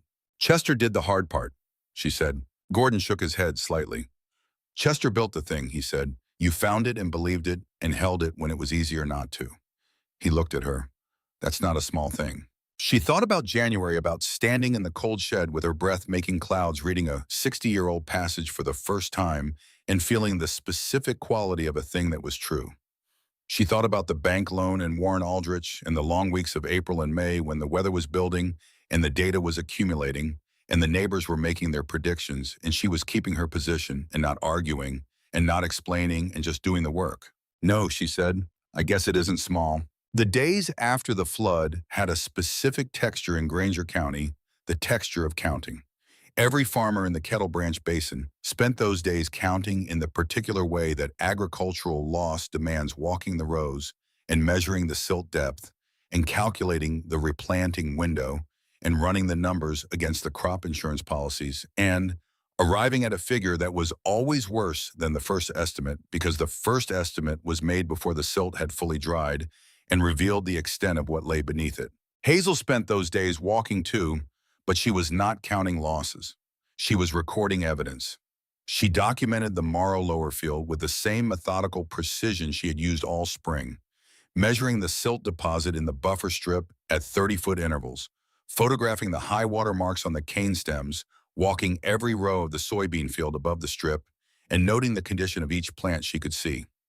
Miles came out with his instruments and extended her documentation with the systematic rigor of a graduate researcher who understood that this data had a shelf life and needed to be captured completely while the evidence was fresh. What they documented in aggregate was this: the buffer strip had captured and retained the majority of the sediment load carried by Kettle Branch during the flood event.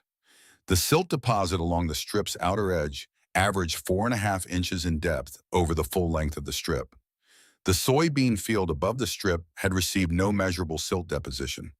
The field's soybeans were showing water stress consistent with prolonged surface saturation, but no root zone damage from sediment burial. The neighboring properties told a different story, and Hazel documented that too. Not intrusively, not without permission, but with the quiet note-taking of someone building a record that she knew would be needed. Raymond Stills invited her to walk his damaged ground the Monday after the flood, and she did, and she photographed the silt line across his low quarter and measured its depth at 3 points and recorded the figures in her notebook. He watched her work with the expression of a man who was beginning to understand what the Morrow Field's clean rows meant in relation to his own buried ones. The differential in outcomes was visible from County Road 14 in the right light, and the right light arrived on the Tuesday morning after the water had pulled back enough to make the field surfaces readable.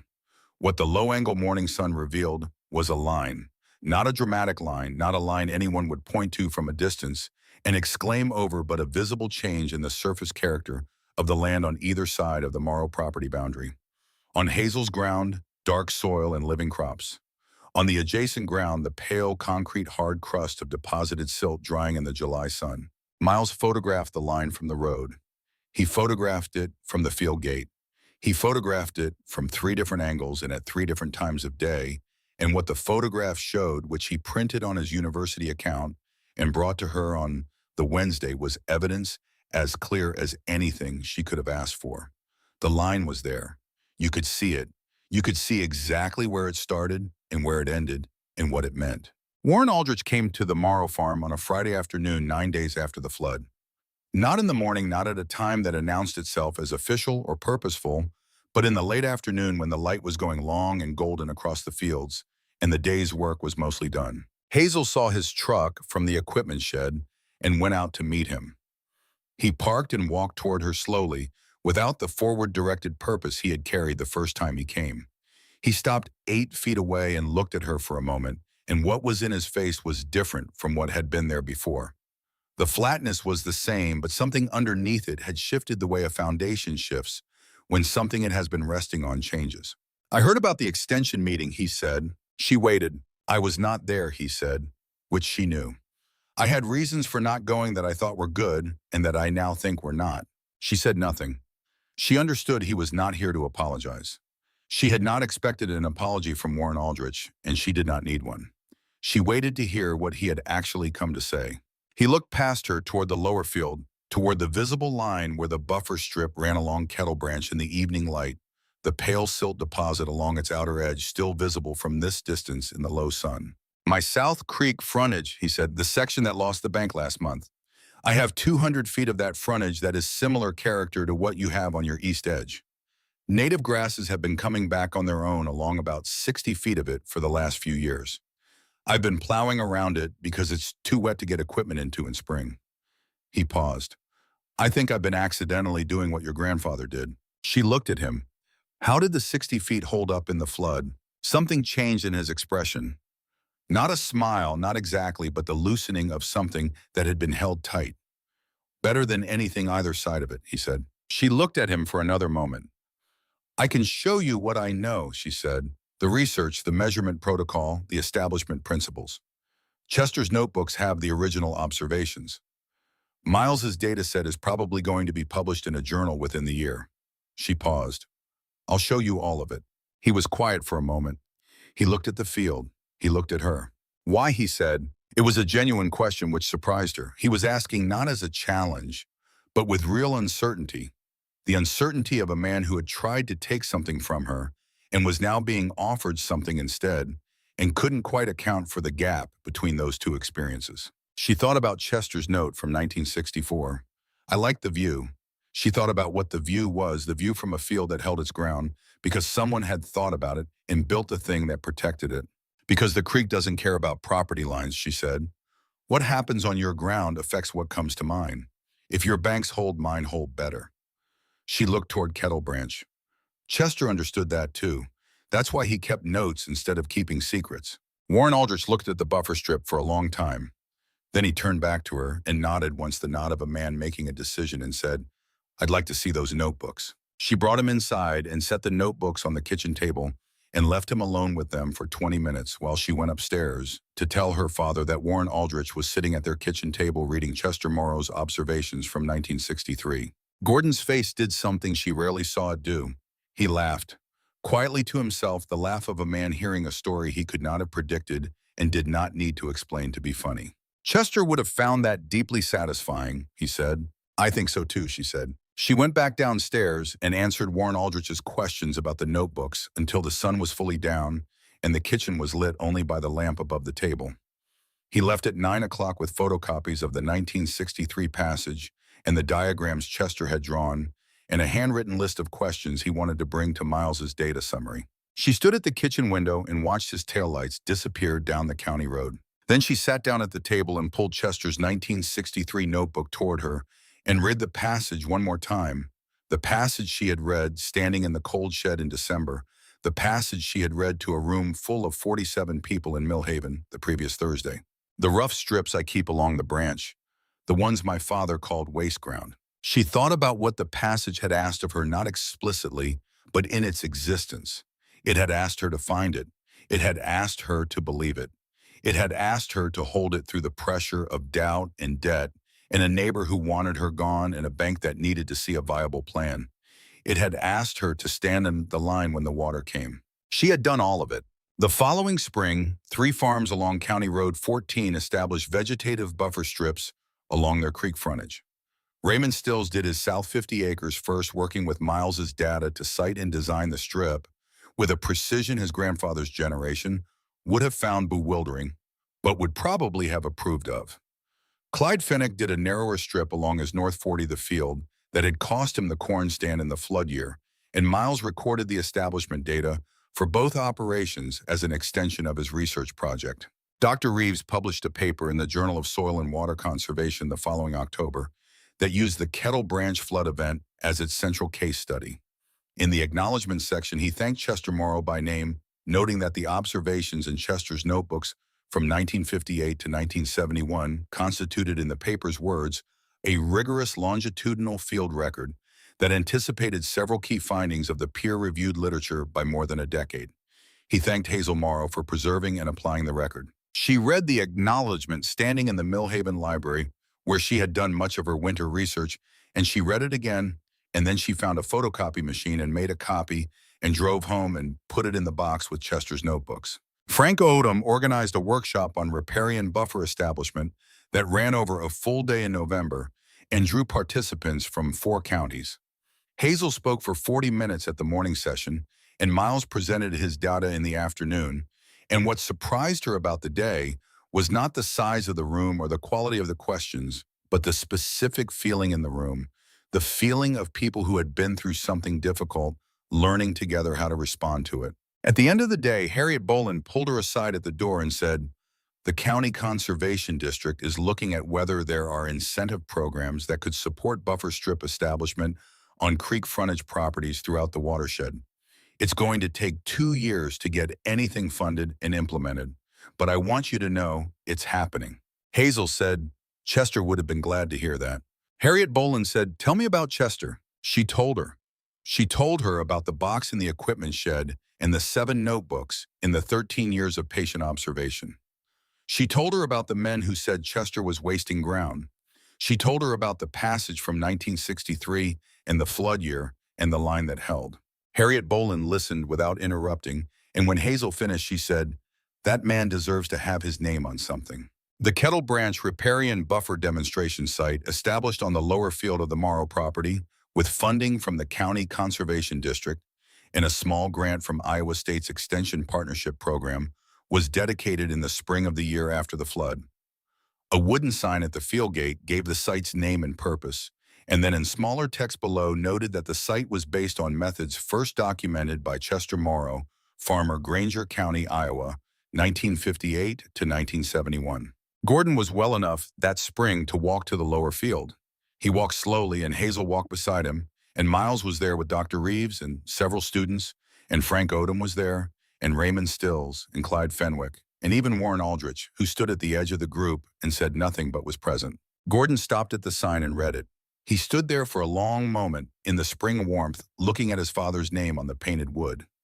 His expression was the expression Hazel had been watching her whole life, steady and deep and not given to performance. But this time there was something in it she had not seen before, something that required the specific depth of this moment to be visible. She stood beside him and did not say anything. She understood that some things needed the room they took. After a while, he turned to her and said, he would have stood here and looked at that sign and then said something modest and practical and immediately started asking whether the cane was going to need thinning this summer. She laughed. It surprised her, the laugh, the quality of it, the relief that was in it. He would have, she said. But he would have been glad, Gordon said. Underneath all the practicality, he would have been glad. She looked at the sign. She looked at the buffer strip beyond it, green and dense and alive in the May warmth, the native grasses that had been there for 60 years now. With a formal purpose attached to them, a recognition that what had been doing quiet work in the dark edge of a field for 60 years was worth a name. The Kettle Branch moved below the bank in its spring level, low and clear, the way it ran in the good seasons between the flood years. The soybeans were going in today below the strip on the Morrow ground, and on 3 adjacent farms, the buffer strips were being established that would change what the creek could do to those fields in the next flood year and the one after that. The land remembers things, not abstractly, not in any mystical sense, but in the physical, concrete, biological sense, that a root mass that has been growing undisturbed for 60 years has built something that will hold when the water comes. Chester had understood this and had written it down in notebooks that sat in a cardboard box in a shed for 40 years, waiting for someone to read them. Hazel had read them. She stood at the field gate in the spring morning and watched the Kettle Branch run clear below the bank and thought about Chester standing in the same field 60 years ago, watching the same water, knowing the same things she knew, doing the work that nobody around him could yet see the point of. She thought about what he had written in his 1964 notebook, I Like the View. She understood now what the view was. It was not the aesthetics of the landscape, though the landscape in spring was as good as any landscape she had known. The view was the view of ground that had been protected by thought and work and patience and belief, ground that had been given the chance to hold when everything around it was giving way. She looked at the buffer strip in the May light, at the sign with Chester's name, at the soybeans going in below at the farms across the county road, where the work was beginning that would look like waste ground to anyone who didn't know what it was and why it was there. She had the view. She understood now that Chester had left it for her.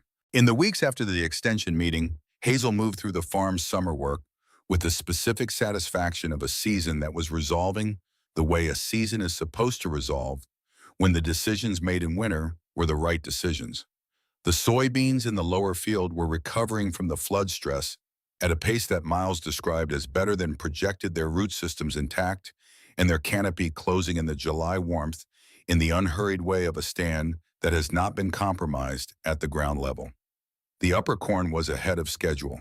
The drainage tile in the north field, the section that had been shifted 2 winters back, had been corrected in June with the help of a tile contractor in Millhaven and was finally running the way it was supposed to run. She reported all of it to Gordon every evening as she had promised. He asked good questions, the kind of questions that required her to think more precisely about what she had observed, and she understood, as the summer progressed, that the reporting was doing what Gordon's grandmother had apparently said it did for Chester, keeping her honest about the difference between what was happening and what she wanted to be happening.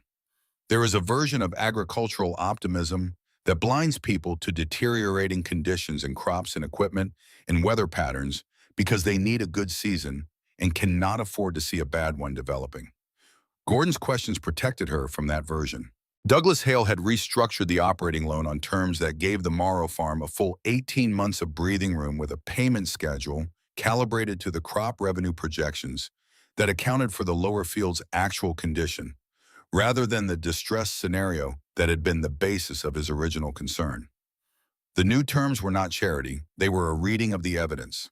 What the flood had demonstrated about the Morrow operation's flood resilience relative to other comparable properties in the basin was a material fact about the quality of the collateral, and Douglas Hale was above all else a man who read the evidence. She had gone to his office to sign the restructured loan agreement in early July, and he had set the document across the desk from her and said before either of them had touched it, "I looked up Chester Morrow in the county tax records last week. He bought this farm in 1952, paid it off in 1963. He paused. Same year he wrote the passage you read at the extension meeting. She looked at him. You think that's connected? A man finishes paying off land the same year he writes about what he's figured out about it, Douglas said. I think there's something in that. The land was finally his completely, and he understood it completely at the same time. He paused again. I think you're doing the same thing, understanding it completely, making it yours. She had thought about that on the drive home. She had thought about it again in the evenings while she was walking the buffer strip, which had become a daily ritual that had nothing to do now with monitoring and everything to do with something harder to name, a kind of practice of attention, a way of being present to a piece of ground that had asked a great deal of her and had given back exactly what it promised. The silt deposit along the strip's outer edge was slowly being colonized by the same native plants that grew in the strip itself, sedge seedlings pushing up through the pale clay, the strip quietly expanding its own boundary, the way healthy native vegetation does when it is given room. In 3 or 4 years, Miles had told her the deposit would be indistinguishable from the rest of the strip. The flood's evidence would be absorbed and incorporated, and the strip would be wider and denser than it had been before. The land remembered things. The water taught the land, and the land held the teaching. She was walking the strip on a Tuesday evening in mid-July when she found the second box. She had been examining the bank below the southern end of the strip, looking at the root exposure that the flood had caused in a section where the creek had cut slightly into the bank.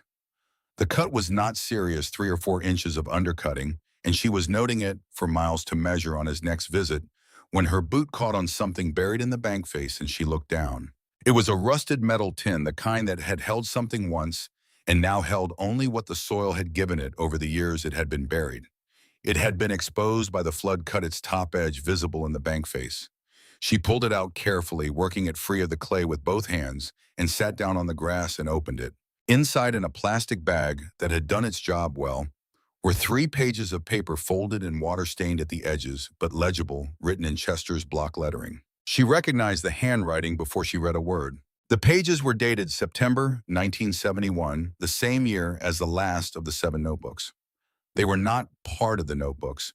They were something else written on loose paper and sealed in this tin and buried at the bank edge of the buffer strip, and she did not know why Chester had done it this way rather than putting the pages in a notebook, but she thought she might understand by the time she finished reading. She read slowly, sitting on the grass above Kettle Branch in the July evening. Chester had written about the strip the way a man writes about something he loves but cannot fully explain to other people. He had written about what it felt like to stand at the bank edge during a flood year and watch the water behave differently than it behaved everywhere else, to watch the thing he had built doing its work invisibly, the roots and the stem and the mat of organic matter catching and holding and slowing the water that wanted to take everything. He had written about his neighbors and their skepticism with a compassion that surprised her, understanding that they were not wrong to be skeptical, that there was no way to see what he had built until the flood came and the comparison was visible. He had written about the difficulty of holding a position through years of doubt, the specific loneliness of knowing something that cannot yet be demonstrated. And at the end of the 3 pages, in a paragraph that was different from the rest, he had written this: I am putting these pages here because I believe the strip will outlast me, and I want whoever comes after to know that it was built for them as much as for me. The land does not care who works it. It cares whether it is worked with attention. I have tried to give it that. I hope whoever reads this has given it the same. If you are standing at this bank and reading this, then the strip held through at least one more flood year than I will see, and I am glad for that and glad for you. She sat with the pages in her hands for a long time. The evening light was going gold across the field. Kettle Branch ran quiet below the cut bank. The strip was green and dense above her, the native grasses moving slightly in a warm wind off the south. She had not expected this. She had found Chester in his notebooks, methodical and precise, and patient recording what he saw. She had not expected to find the private Chester, the man who had buried 3 pages in a tin at the base of the thing he had built, because he wanted the person who came after to know it had been built for them. She thought about who she was in this story. She was the person who came after. She was exactly who he had been writing to. She took a photograph of the pages with her camera. She folded them carefully and put them back in the tin and resealed it and carried it to the house and set it on the kitchen table beside the 7 notebooks. Then she went upstairs and stood in her father's doorway. He was reading and he looked up when she appeared. She said, "I have found something you need to see." He came downstairs slowly, the way he moved now, conserving energy, and she stood beside him at the table while he read the 3 pages. She watched his face while he read. He was still throughout the stillness he used when something required his full presence, and at the end of the 3rd page he stood for a moment without looking up. When he finally looked up, his eyes were bright in a way she almost never saw. He knew someone was going to find it, Gordon said. He buried it at the strip because he knew the strip was the thing that would last. She said, he knew the water would come back. Gordon looked at the pages. He trusted someone to hold the strip through enough flood years that the tin would eventually be exposed. He paused. He trusted us. She thought about that. Chester Morrow in 1971, standing at the bank edge, bearing 3 pages in a tin, trusting an unnamed future person to be paying attention, to be at the bank edge, in the right season, to be working the land with the attention it asked for. She had been paying attention. She had been there. She reached out and picked up Chester's 1963 notebook from the stack on the table, the one with the passage that had started everything, and set it beside the tin. The notebook from the year Chester paid off the farm, the year he understood it completely, the year he wrote down what he had learned for whoever came after. The tin from 1971, the year he said goodbye to the farm with his hands, but not with his belief. Between those 2 years, 13 years of observation and record and quiet conviction, in the face of neighbors who said he was wasting ground. Between those 2 documents, 62 years. Between the man who wrote them and the woman who found them, 3 generations. The land had held it, the strip had held it, and the strip had held the line in the flood year because Hazel had held the strip through the bank loan, and Warren Aldrich in the months of doubt from the men along County Road 14 and her own hard winter of uncertainty and calculation. She had been Chester's letter to the future. She sat down at the table and opened the notebook to the 1963 passage and one more time. The rough strips I keep along the branch. The ones my father called waste ground because they never get plowed. I have been watching them for 5 springs now, and I believe they are the reason the lower field drains ahead of schedule after a flood year. She read it to the end. The men down the road say I am wasting ground. I do not think I am wasting ground.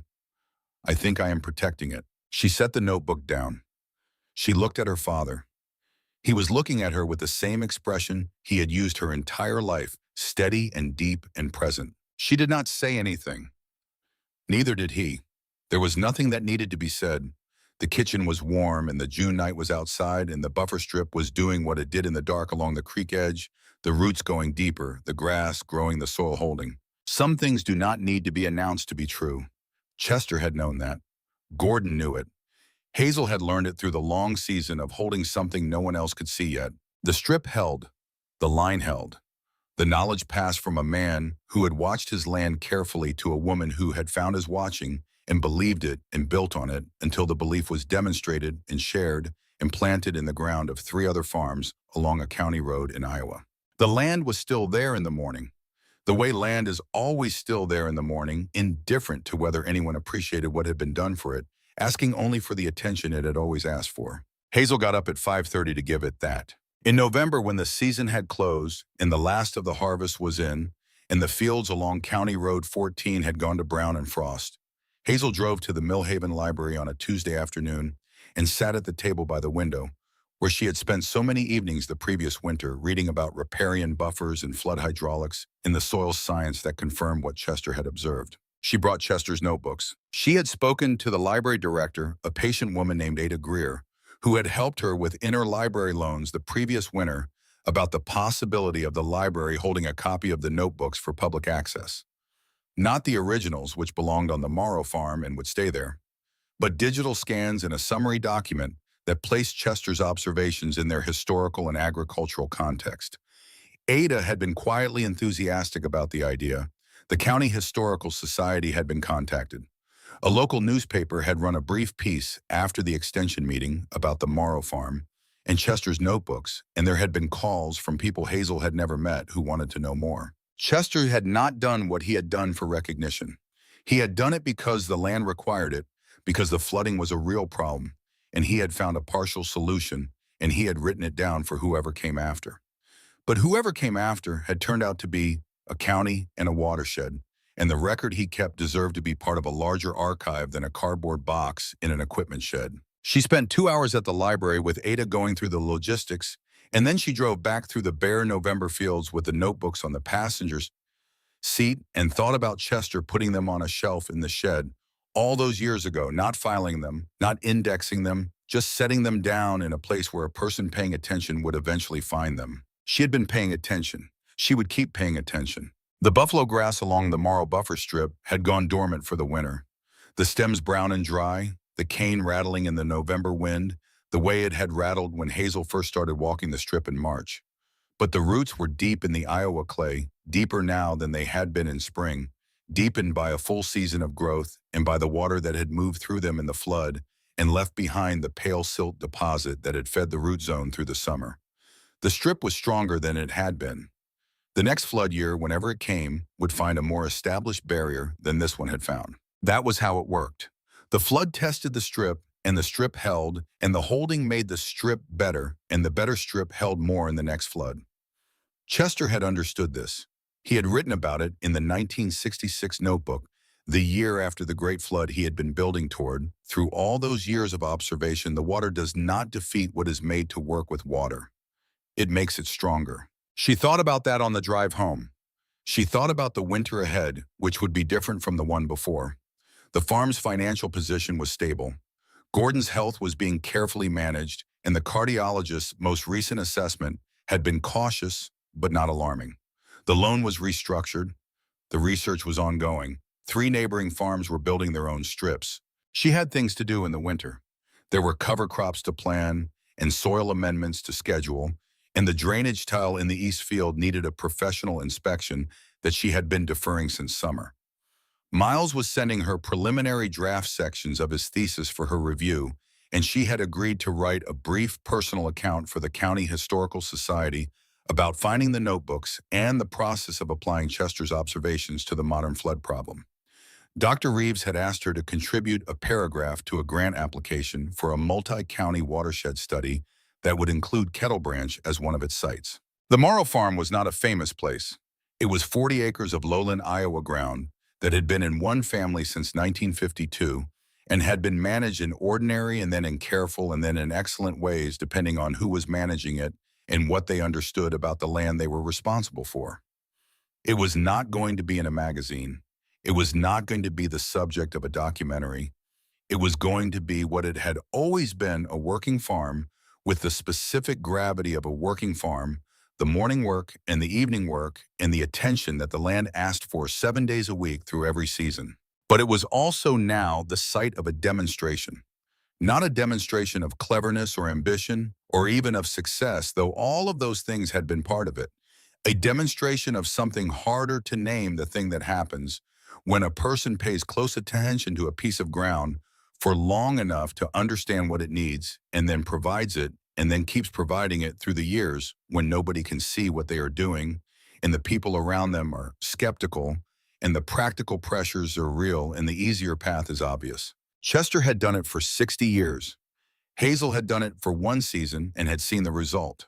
She would do it for the next season and the one after that, and the buffer strip would go on doing what it had always done in the dark along the creek edge, in the rain and the flood years and the dry years, just being there, just holding, just being the thing that protected everything above it. She turned off County Road 14 into the Morrow Drive in the early November dark and saw the kitchen light on, which meant Gordon was up and reading, which meant she would have someone to report to when she came inside. She parked and sat for a moment with her hands on the wheel looking at the lighted window.